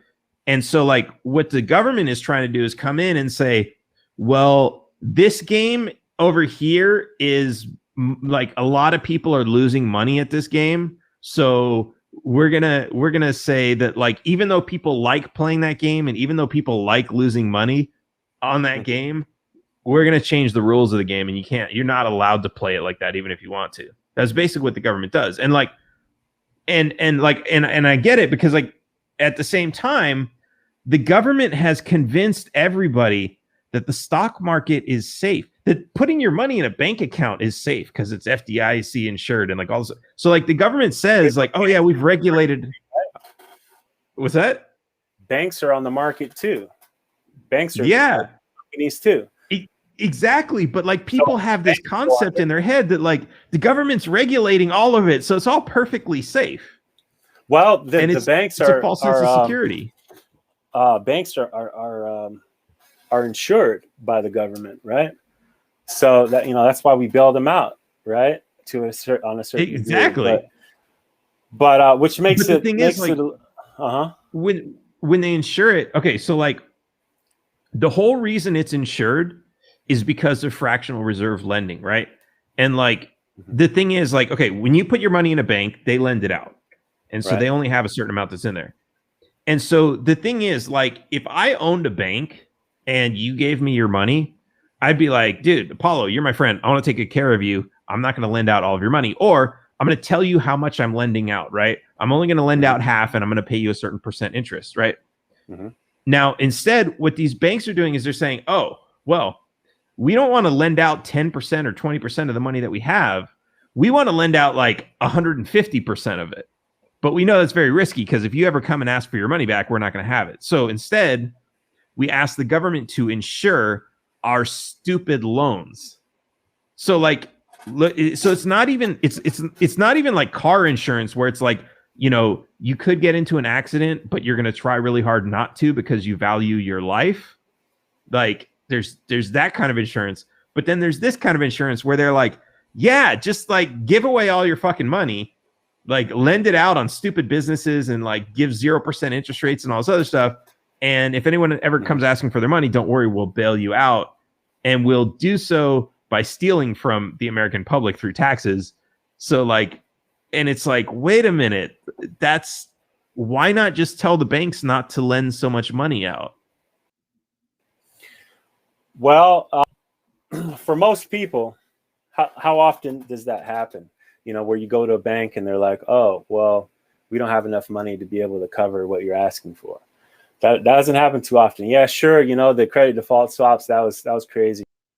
You know, when the housing market crashed, you know, and there's no excuse for that, you know. But when that happened, so like, okay, so like, yeah, you're right. Like if I go and ask for like $100 out of the bank, that's not going to break them. But when somebody else asks for $1 million and that breaks them, then that means 1 million other customers who want to go take $20 out can't. And that's exactly what happened. Like that's why people were like, it wasn't like they were trying to take out, you know, tens of thousands at a time. It was that the bank just became insolvent. And this is what's so stupid. Like if you look at the FDIC's numbers, right? Like the amount this is okay. In 2008 when they collapsed, they had like I want to talk about this for a second too, because I know like we were I was like, dude, come on the show, and you're like, man, I don't know, you're like really deep into this shit, and I'm like, man, I'm not trying to like make you look stupid and be like, I know all the facts, or like blah blah blah. So but like I think this is really important information that everybody should know, and this is why I like talking to you too, because like you always bring up these like really good points and perspectives and everything. So for anybody listening, that's what kind of conversation we're having here. And I also want to tell everybody listening, these are the kinds of conversations you should have with your friends. Don't try to be a smart ass, like fucking share information. Okay, so FDIC in 2008, when like that bailout came along, what happened was the FDIC, okay, imagine an insurance company, right? We insure 10 million cars. What's the total value of 10 million cars? You know, you add up, you know the number, right? So you know what you're insuring. So if like a meteor hit the planet and all the cars blew up, you'd know how much money you had to spend, right? In FDIC terms, that was like $12 trillion. Right. in 2008. $12 trillion dollars. And that was like my savings account, your savings account, everybody's checking account, CDs, like everything, right? That was how much they had to cover. And remember, if you had more than 100,000 at that time, it was only 100,000. So if you had $1 million in a bank account, you'd only get 100,000 if they bailed it out. Which is ridiculous, right? Right. Who would do that? But that's all they would insure, right? Which and it was equally as ridiculous because all you had to do is say, I'm going to open a second bank account and put 100,000. Yeah. So it's totally stupid. But so they insured 12 trillion. So if the entire banking system collapsed, they would have to come up with $12 trillion. And you have an insurance company, you pay premiums to it. So at the same time, the insurance company that's insuring all the cars, they have some cash sitting around, right? With like, they know how often cars get into accidents, how much they're expecting to pay out every year, blah, blah, blah.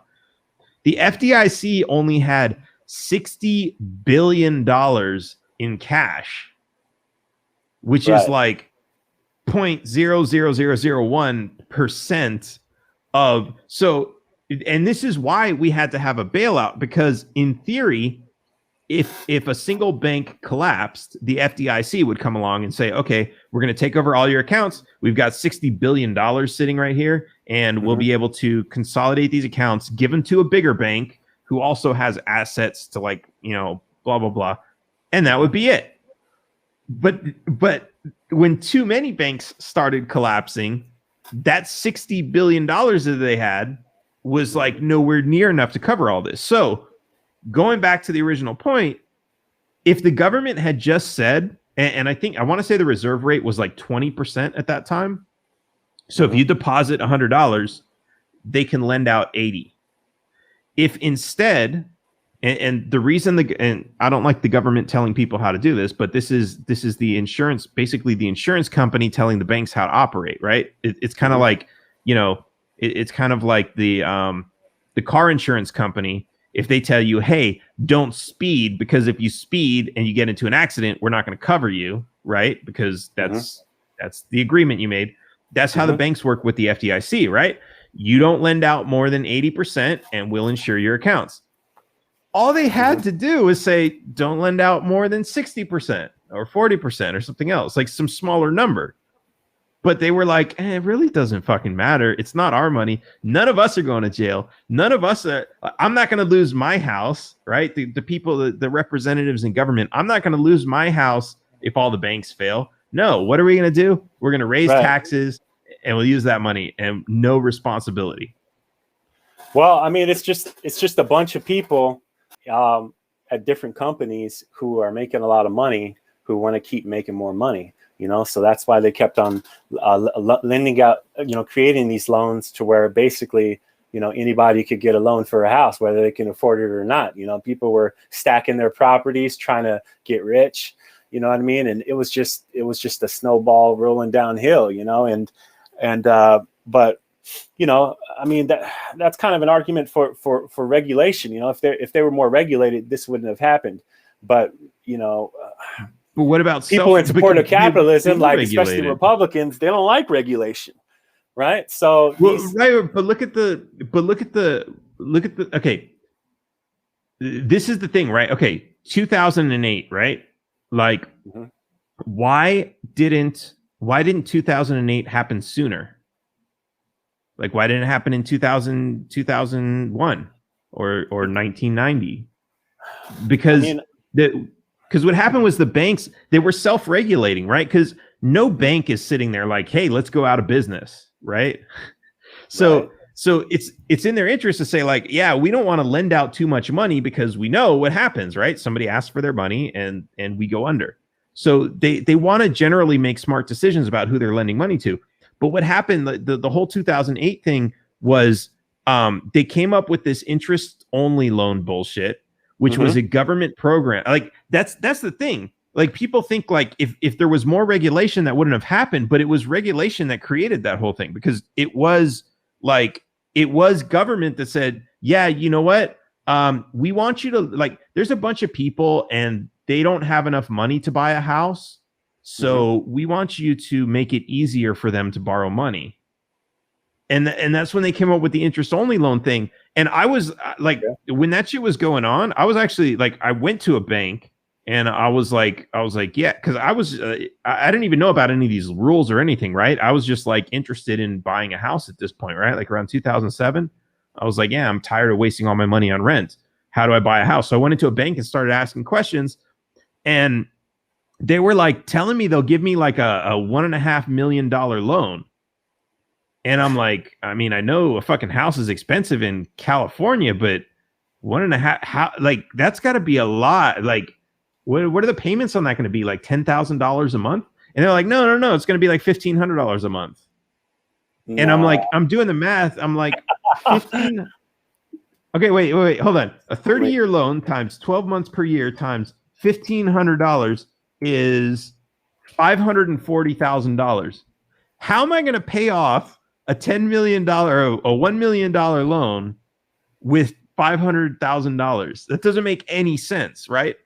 And like and I was like, fucking, and like I remember prying, like I'm like, how does that make any sense? And they're like, well, it's interest only, and I'm like, what does that mean? And then I'm like, they didn't want to tell me, right? I'm like digging. What does that mean? How does this make any sense? And then finally, they're like, well, so after 3 years, your payments will go up to a regular loan and becomes a regular loan. And I'm like, well, what are those payments going to be? And like, they were just like, oh, $10,000, something fucking ridiculous, right? And I'm like, I'm not going to afford that. So what am I supposed to do when that time comes around and I don't have $10,000 a month? And they're like, well, you just sell the property. And so I can only imagine how many people went in and like got this pitch and they were like, okay, yeah, I'm just going to sell my property. And then, well, guess what? The whole fucking housing market is collapsing. So now this property you bought for $1 million because like, and the house might have been like 300,000, but then like, because they're giving you so much money, they're like, I got $1 million. I'm going to see what's the best I can get. I'll get that. Okay. $1 million. There you go. Right. For a $300,000 house. And then after the thing pops, you're like, well, I got to sell this to pay off the loan. And so you sell it and you get 300 grand or less, and you still owe $1 million on the loan, and you're fucked. You're just fucked. But the bank doesn't care because the government was like, yeah, go make these stupid loans.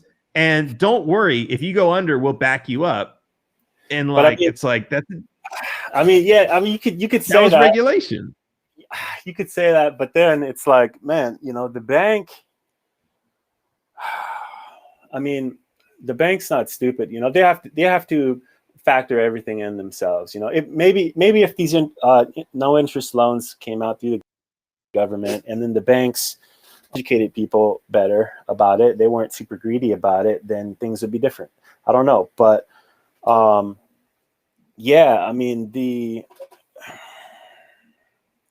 I think that regulation takes away that because like, okay, imagine you're a bank, right? You've got $1,000 and you're like, I want to lend this to some of my friends and I want to make sure I get paid back with interest, right? I'm going to make a few bucks. Who are you going to lend that money to? Like, are you going to do your research and make sure you're lending it to somebody that's going to use it? Like, are you going to lend it to me so I can take it to Vegas and go play blackjack? I get what you're saying. You know what? I think it was more like this. Okay, so I don't know who freaking told me this. I don't know if it was you or I just saw it online, but it's like this. Okay, so there's 10 people. There's 10 $5 bills on the ground, right? Yeah. Was that you?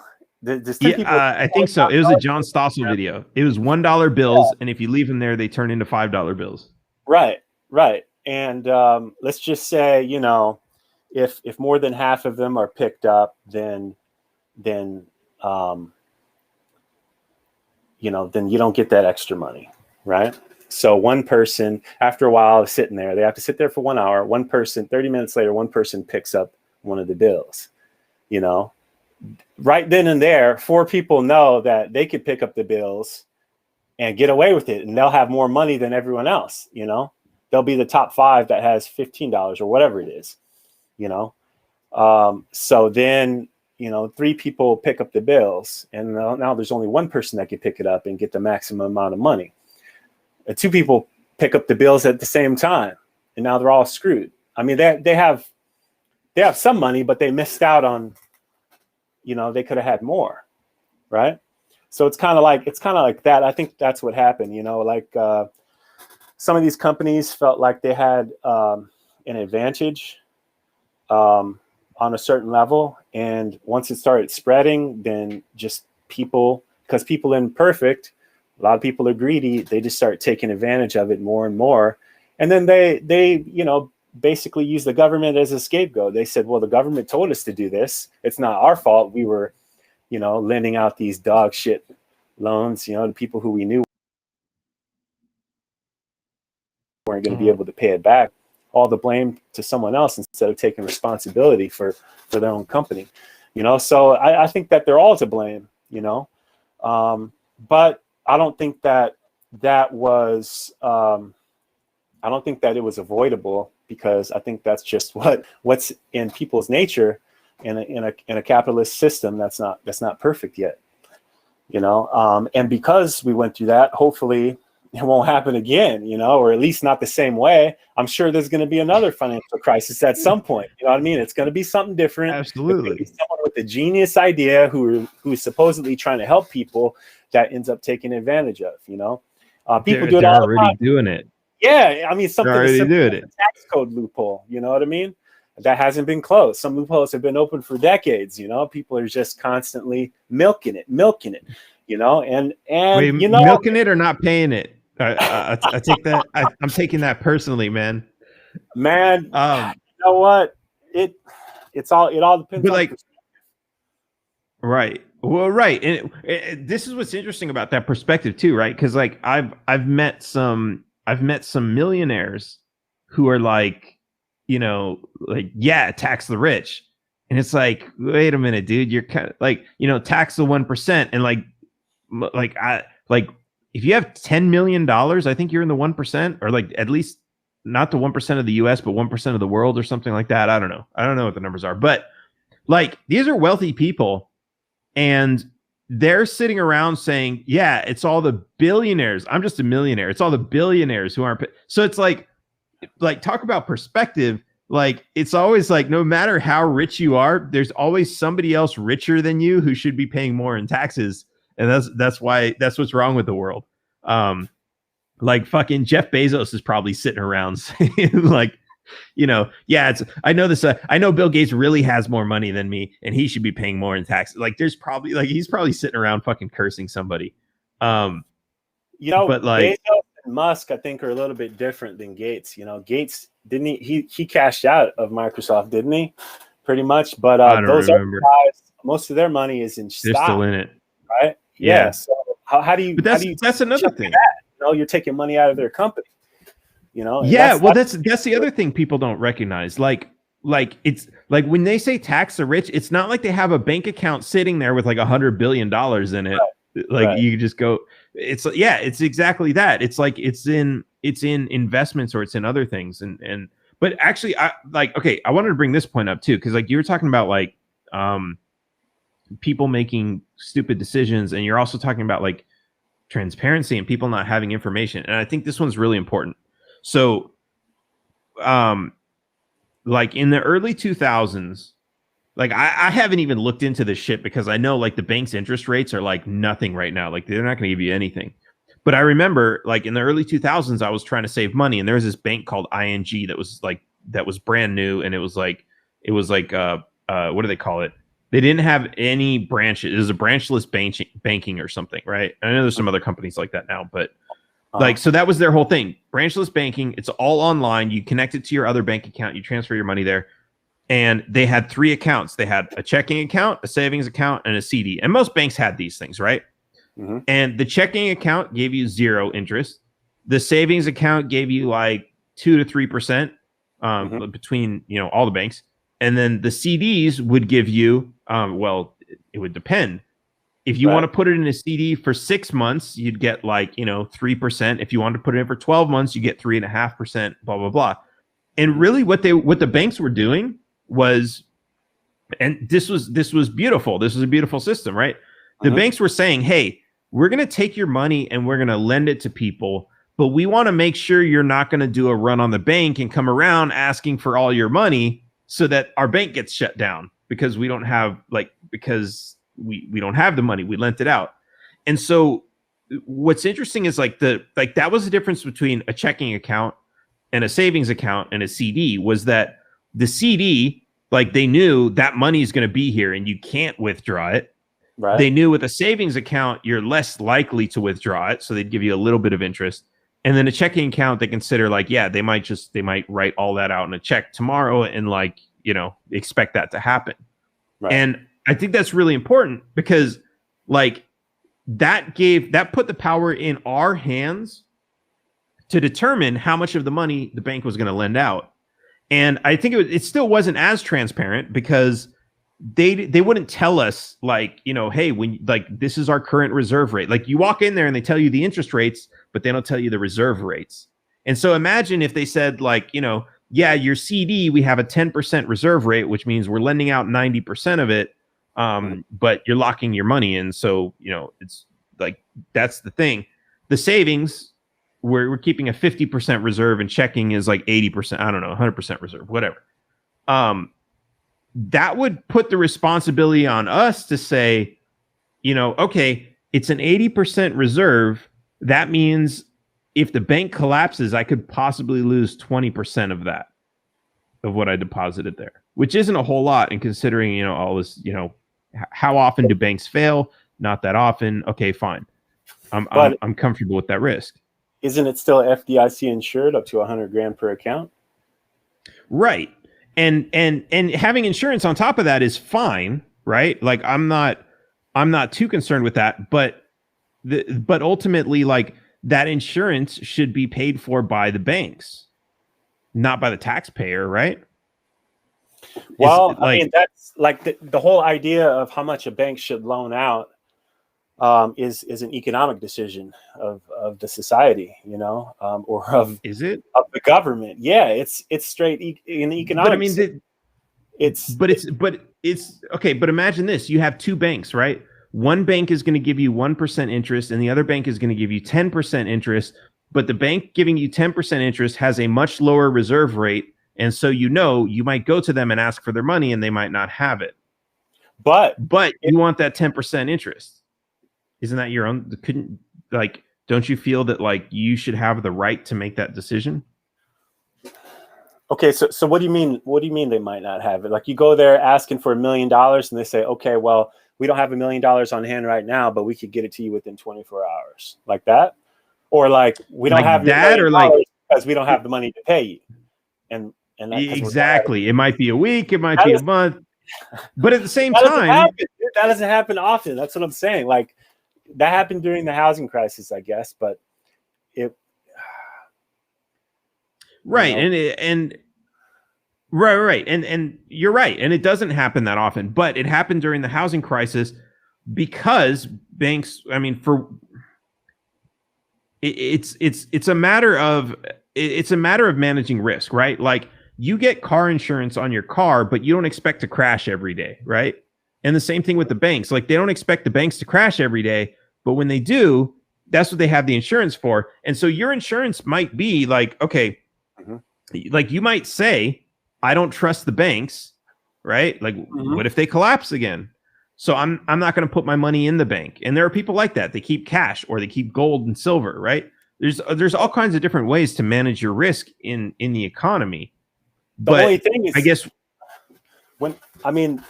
that's why the government bailed out the banks, right? So people could get paid, right, for their accounts. Well, that's why they claim they did it. The real reason is they had an obligation through the FDIC. Right. They had no choice, really. So it was pushed onto the American people, the taxpayers, to pay for that. But I mean, it's our economic system that allows these banks to be able to loan out our money at the rates that they loan it out. Right. If people wanted to change that, then they would just change it. Right. But let's say you had a bank that was like, hey, you know what? We don't like that system, and we think that system is shit. And so I'm going to create a bank, and we're not going to lend out your money at all. So your money is safe. like with us. Bitcoin. And we might charge you $5 a month to use it because like we got to make money somewhere, right? So $5 a month with us, and we don't lend any of your money out. What if somebody wanted to do that? Well, I mean, and the reason I say this is because you think that the government might not pay out, or if you want more than $100,000 in one account, But you mean as a consumer, right? You mean as a consumer? Yeah, like the only reason a consumer would put their money in that bank. If you have a large sum of money and you want instant access at all times, you need it for some reason, then yeah, maybe not that. Maybe investing into a small bank that maybe doesn't have the capacity to do that might be a bad idea. But people with that amount of money usually get those details right when they do business with the bank. That's why they're pampered, right? Right, but my point is okay. Me personally, right? I don't trust the banks. And so I don't keep a whole lot of money in the banks, right? So I have some cash. Yeah. What's your address again? No, buried in my backyard. No, like gold and silver, and cash, and like I don't keep a whole lot of money in the bank. Because I don't trust the banks. And I'm not like a crazy like lone person. There are millions of other crazy people just like me, who do the same. But this is what I think is interesting, because like around 2011, so this was after that housing crisis and the bailouts and everything else, and I was like, man, this system is really shit. I was like, I want to create a bank that's got 100% reserve, right? So we don't lend your money out. We charge transaction fees, and that's how we pay for our infrastructure, right? And we don't have branches, so it's kind of like the branchless banking. And that's kind of the path I was on. And it turned out to be completely impossible because, for one, I would have to incorporate in every single state. I'd have to get insurance in every single state, even though this was like a virtual operation to be operated online. And this was not, to avoid fines. This was to avoid federal pound me in the ass prison. And like it was impossible for me to set this up. And I was trying to set this up as like an experiment that I could do on a very small scale with friends and family and, this kind of stuff. And maybe it would turn into something big. But the regulations and everything made that impossible. And I think this is what I think is kind of important about this, because like, let's say somebody wanted to open a bank that had less risk, they would also be making less money. And because they're making less money, they're still living in a world where even the banks that are making a shit ton of money are handing a shit ton of that money over to the government in terms of, regulatory costs. So now a small bank that wants to do less risk and make less money is just completely unable to survive at all. And so the regulations have basically eliminated low risk banks from the market and put everything into high risk, because that's the only way they can even survive. And I think that's part of the thing. Versus, okay, let's say we get rid of all the regulation. That doesn't mean, okay, so like let's say regulation is just a set of rules, and let's say you believe these rules make you safe. That doesn't mean that you're not allowed to go to a bank and say, hey, I'm only going to open an account with you if I know that you follow all of the government rules. Right? Like you could say that and say like, oh, this bank is government certified. The only thing I take offense with is that I can't go to a bank that's not government certified and say, I understand you're not government certified. I understand you use a completely separate set of rules, but I also like what you're doing better, and so I choose to give you my money instead of the government certified bank. That's what I find offensive, is like, because it's not about safety at that point. It's about taking away my right to choose what to do with my own money or my own life. Well, I mean, I don't know all the rules and laws and regulations to set up a bank, but what I'm thinking is, you know, a lot of these regulations are put in place for a reason. Like, for instance, insurance. Like, if you're going to set up your own bank, and, you know, the reason why you need insurance, well, it doesn't matter if you don't have any brick and mortar, you know, any branch locations, and it's all online, it could still get robbed. You know, I've heard of, you know, Yeah, Bitcoin insurance fraud. getting robbed even, you know. Yeah. And, you know, people need a certain, you know, people want to know that their money is secure. So there's got to be some sort of regulations in that, you know, or else it's bound to get taken advantage of. But that's exactly my point. Like, not everybody wants the same thing. And like, yes, there are people who want safety, and like people can choose that safety if they want. But like the ING, right? The branchless banking, like I signed up for that because I thought it was like really cool. Like, oh yeah, technology, it's all online, it's amazing. And but I understood there was a risk with that, because I couldn't, like, if like money went missing from my account, I couldn't just like walk into a branch anywhere and be like, hey, where's my fucking money? Like, you gotta like all you can do is call their 800 number, and you know, and so like I understood the risk, right? And like there was a risk and there was a reward, and like I decided that was something comfortable for me. And let's be honest, man, I mean, like, have you ever had a relationship with a bank that was just like amazing all the way through, and like they didn't fuck you over at one point or another? Like, that's the thing. Like, you know, like, yeah, I've had Bank of America accounts, I've had Chase accounts, and like they always, you know, sometimes they weasel in the overdraft payments, and then like they multiply it by like 500, and like, you know, oh yeah, while you were overdrafted, there was another charge for 12 cents that came in, and so we're going to charge you another $40, you know, that kind of bullshit. And it's like, okay, you guys are assholes, and I understand that. I want to go to a bank that maybe I want to pay $10 a month to not have to pay for any overdraft charges, and they just decline everything that comes through, like a completely different model. And like, you see some variation, but everyone's kind of got the same thing now, because the rules are just like, you know, like these are just the rules. Like, the government has come up with the rules, and that's just how everything is, versus like, well, wait, I want to try something that's completely new and different. And I'll be completely honest with people about what my new business is, but it's not going to be what the regulations say. And like, you know, we'll see what happens. We'll see if people like it. We'll see if it collapses. Shaquaya says hi.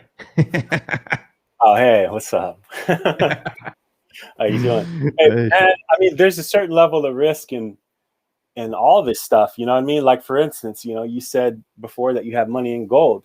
You know, what if all of a sudden the market gets flooded with gold and the price of gold goes down? You just lost some of that money, right? Exactly. I mean, you know, what if Elon Musk gets out there to Mars and mines an asteroid and brings back fucking 1,000 tons, you know what I mean? 1,000,000 tons of gold, close it back, and he's going to drop it.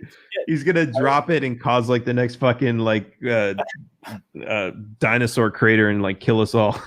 I mean, there are, you know, that's a risk, you know what I mean? But you're taking that risk. Exactly. You understand that, you know, over the however many years that people have had gold, you know, it's never really lost too much value and not rebounded, you know what I mean? Because it's a finite resource on the earth, and we only have so much access to it with the technology that we have now, you know. And the same thing with these banks, you know what I mean? When you open up your account, you know, and you said, I don't want any overdraft fees, then you could set that precedent from the beginning. But it's up to you to follow that account to make sure that the bank doesn't take money out and doesn't put it back.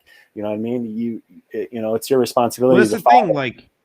Like it doesn't even require that. And that fucking pissed me off. I got a lecture from this little credit union, because I was like, I'm done with big banks. So I got a little credit union, and I overdrafted, and they were like, sir, you really need to keep better track of your finance. And I'm like, fuck you. Like, because like the reality is like I told him, like, I don't want overdraft protection. Just if a charge comes through and the money's not there, decline it. Like, and it's like, but they don't want to do that because that's how they make their money. And like, that's even like, you know, like I will say, like, in general, I've liked my little small credit union better because it isn't a big national bank, and like they say they have lower fees, but they're still kind of a fucking ripoff. Greedy. They're less greedy. Exactly. So it's nice, but what's interesting is also because it's a credit union is they play by a completely different set of rules. So they're actually not even FDIC insured. They're insured by like a private insurance company, which I didn't know was a thing, but apparently like credit unions can do that. But but yeah, so that goes back to the thing, like you have options. Because what are the odds of the American government going bankrupt versus a private insurance company? Right. Who would you rather bank on? You know what I mean? Are U.S. bonds more safe than banking on some private insurance company you never heard of? I mean, obviously I feel safer. Well, I don't know if safer is the word, but I like this bank better, and so do this credit union, and so do all of their other customers. So, and this isn't. I can't imagine that this is the only credit union that's insured by this company, right? Like this company just has one customer, right? So there's got to be other credit unions doing the same thing. So, like, clearly there are a lot of people who think this is better. I do it because for one, I'm like, I don't know a whole lot about the insurance company, honestly, which might be a bad decision on my part. But what I will say is I'm happy to use that just because it's not the federal government. Because it's only because it's benefiting you now. If that insurance company got caught up in some sort of controversy because one of their executives, I don't know, did something and stole $100 million, yeah. Then and all of a sudden, you know what I mean? Now your money is more at risk. Then you think differently. But now, as it's benefiting you, there's no reason for you to distrust. All these other millionaires and billionaires are trusting it, and they've never had any problems. So why not just keep going with it? A lot of people think the same way. I mean, think about it. The U.S. government. We want to see our country succeed, right? However imperfect it is, we want to see it grow and become, and we don't think that it's going to fail because, I mean, that's why people join the military, right? Because they want to support and defend our country and what it stands for. Well, so, and well, yeah, I mean, I'm sure some people do it for the travel. It may be to have, yeah, I mean, no. It's banking on like entire society, which is powerful, really freaking powerful, and it's basically in order for it to fail, in order for the whole country to fail, a lot more has to take place than it would take place for a small insurance company to fail, right? I mean, if we're talking about a company that's bigger than the U.S. government, that might be something different, because companies outlast countries and governments all the time, But I mean, okay, imagine this. You have okay. So let's say all the banks are insured by like 5 insurance companies, right? And one of them fails. You still have 4 left. But if you have a system where the entire country, like every single bank account is insured by one insurance company, and that insurance company fails, that's 100% of it. It's all gone. Yeah. And so like you forget one thing, it's never just insured by the government, it's insured by the American people. So if that system fails, then it's the whole country that's backing it, right? Then they're going to steal. Right. But think about that. Like, so think about it. You're taking like in order. Okay. So let's say you have $100,000 in the bank. In order to get your bailout money from taxes, you have to take money from people who have a lot less than $100,000 paying their taxes to make sure that the person who lost their $100,000 gets their $100,000. So you're literally stealing from the poor to give to the rich at that point, which is another terrible fucking system. Well, I mean, if you're a citizen, you vote, or you take advantage of all the country has to offer, then it's the argument is it's partly your responsibility to back the government when it's in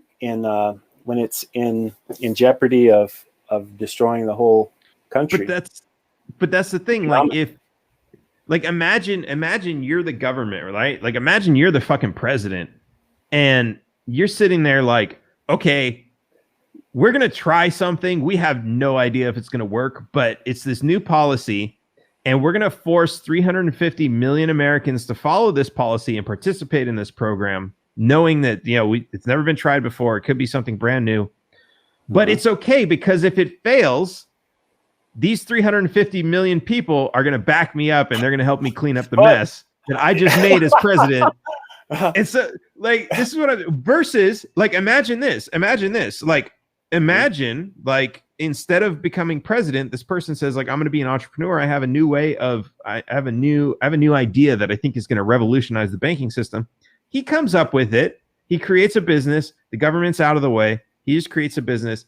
He shows it to people, and people are like, hey, that's interesting. We want to try it out. And then you have the early adopters, the high risk people who come along and say, yeah, I'll put my money in that bank. And then a few years go by and everything goes, and maybe it's a publicly traded corporation. So they're very transparent about how much money they have on reserves and like all this other stuff. More people get more comfortable about it. 20 years later, it's the biggest bank in the country, maybe.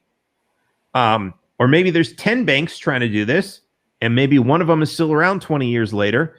And like the rest of them failed because they all had a different way to try the experiment, and they all failed because something went bad. Some people lost a little bit of money. Those were the early adopters, the people who knew they were risking when they were investing in this sort of thing. Like that's the thing, right? Like I mean, that's the scientific method. Like, even when you talk about like the COVID vaccine or anything else, right? Like, you don't just give it, like, you don't just like, oh, well, I mixed this stuff up in a petri dish. Let's give it to 350 million people. Like, even though that's kind of what they did with the COVID vaccine, but you test it first, right? You test it on a group, not just one person. You test it on, like, first animals, right? You test the water. Not that I'm a huge fan of animal testing, but whatever, get over it for a minute. You test it on a lot of animals, and then you test it on a small group of people, and then a lot of people. And you make sure, like, it's not killing anybody. And that's the same thing. But when government comes along and says we have this new idea that's going to solve all of our financial problems, it's like snap of a finger. We have no idea what the domino effect is going to be, but everybody must follow these rules now. And it's like, well, that's kind of fucked up. Like, if it completely fails, we're all on the hook, but the guy who came up with the plan is just going to walk away like nothing happened. Well, I mean, I don't think it's that simple. You know what I mean? People in these high political positions don't just take wild chances just because they know that the American people, it'll come out of the pockets of the American people. It's usually more complicated than that. Now, that shit happens all the time, man, where they make decisions that they don't quite know exactly how it's going to affect the economy. But I would argue that most of the time it doesn't reach the level, in the extreme level, the extreme on the extreme negative end, like the housing crisis. You know what I mean? If people were doing that and companies didn't take advantage of it too much, and it probably would have got swept under the rug. You know what I mean? If it was a lot less money than $800 billion, then it probably would have gone away a lot quicker, but think about it, back then everyone was outraged about $800 billion, and now we're writing $1 trillion checks in less than 1 year. Where the hell is that money coming from? You know what I mean? So what I think it is, the government prints money, right? Ultimately, man, what I think is that, it's a priority. It's a priority of what people think is important to invest in or to put money in the country, and people, I'm sure there are a lot of smart people making these decisions, and a lot of people who don't really understand things as much as they should, you know, for whatever reason, that still have power to make these decisions, you know. But, you know, I think that, you know,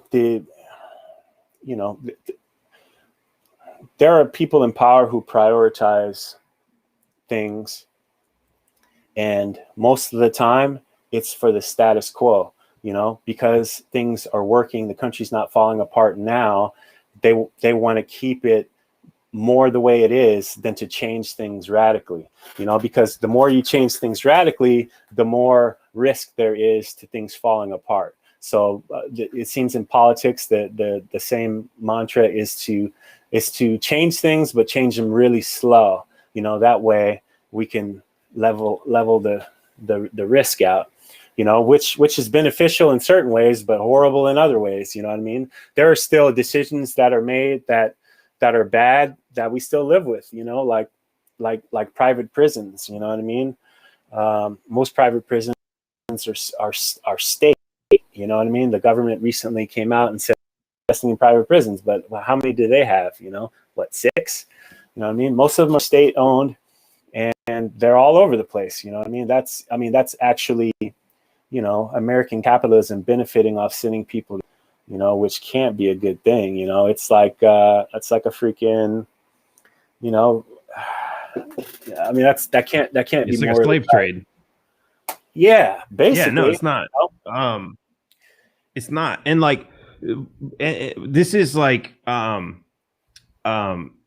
you just started another rabbit hole, and we're already 2 hours into the show. I was going to wrap it up, but I just want to throw this out there, like, so like, because you're right about private prisons, but at the same time, like, what I see as the bigger problem is, okay, you could pass a law. Let's say you could pass a law right now, snap of the fingers, all the private prisons are gone.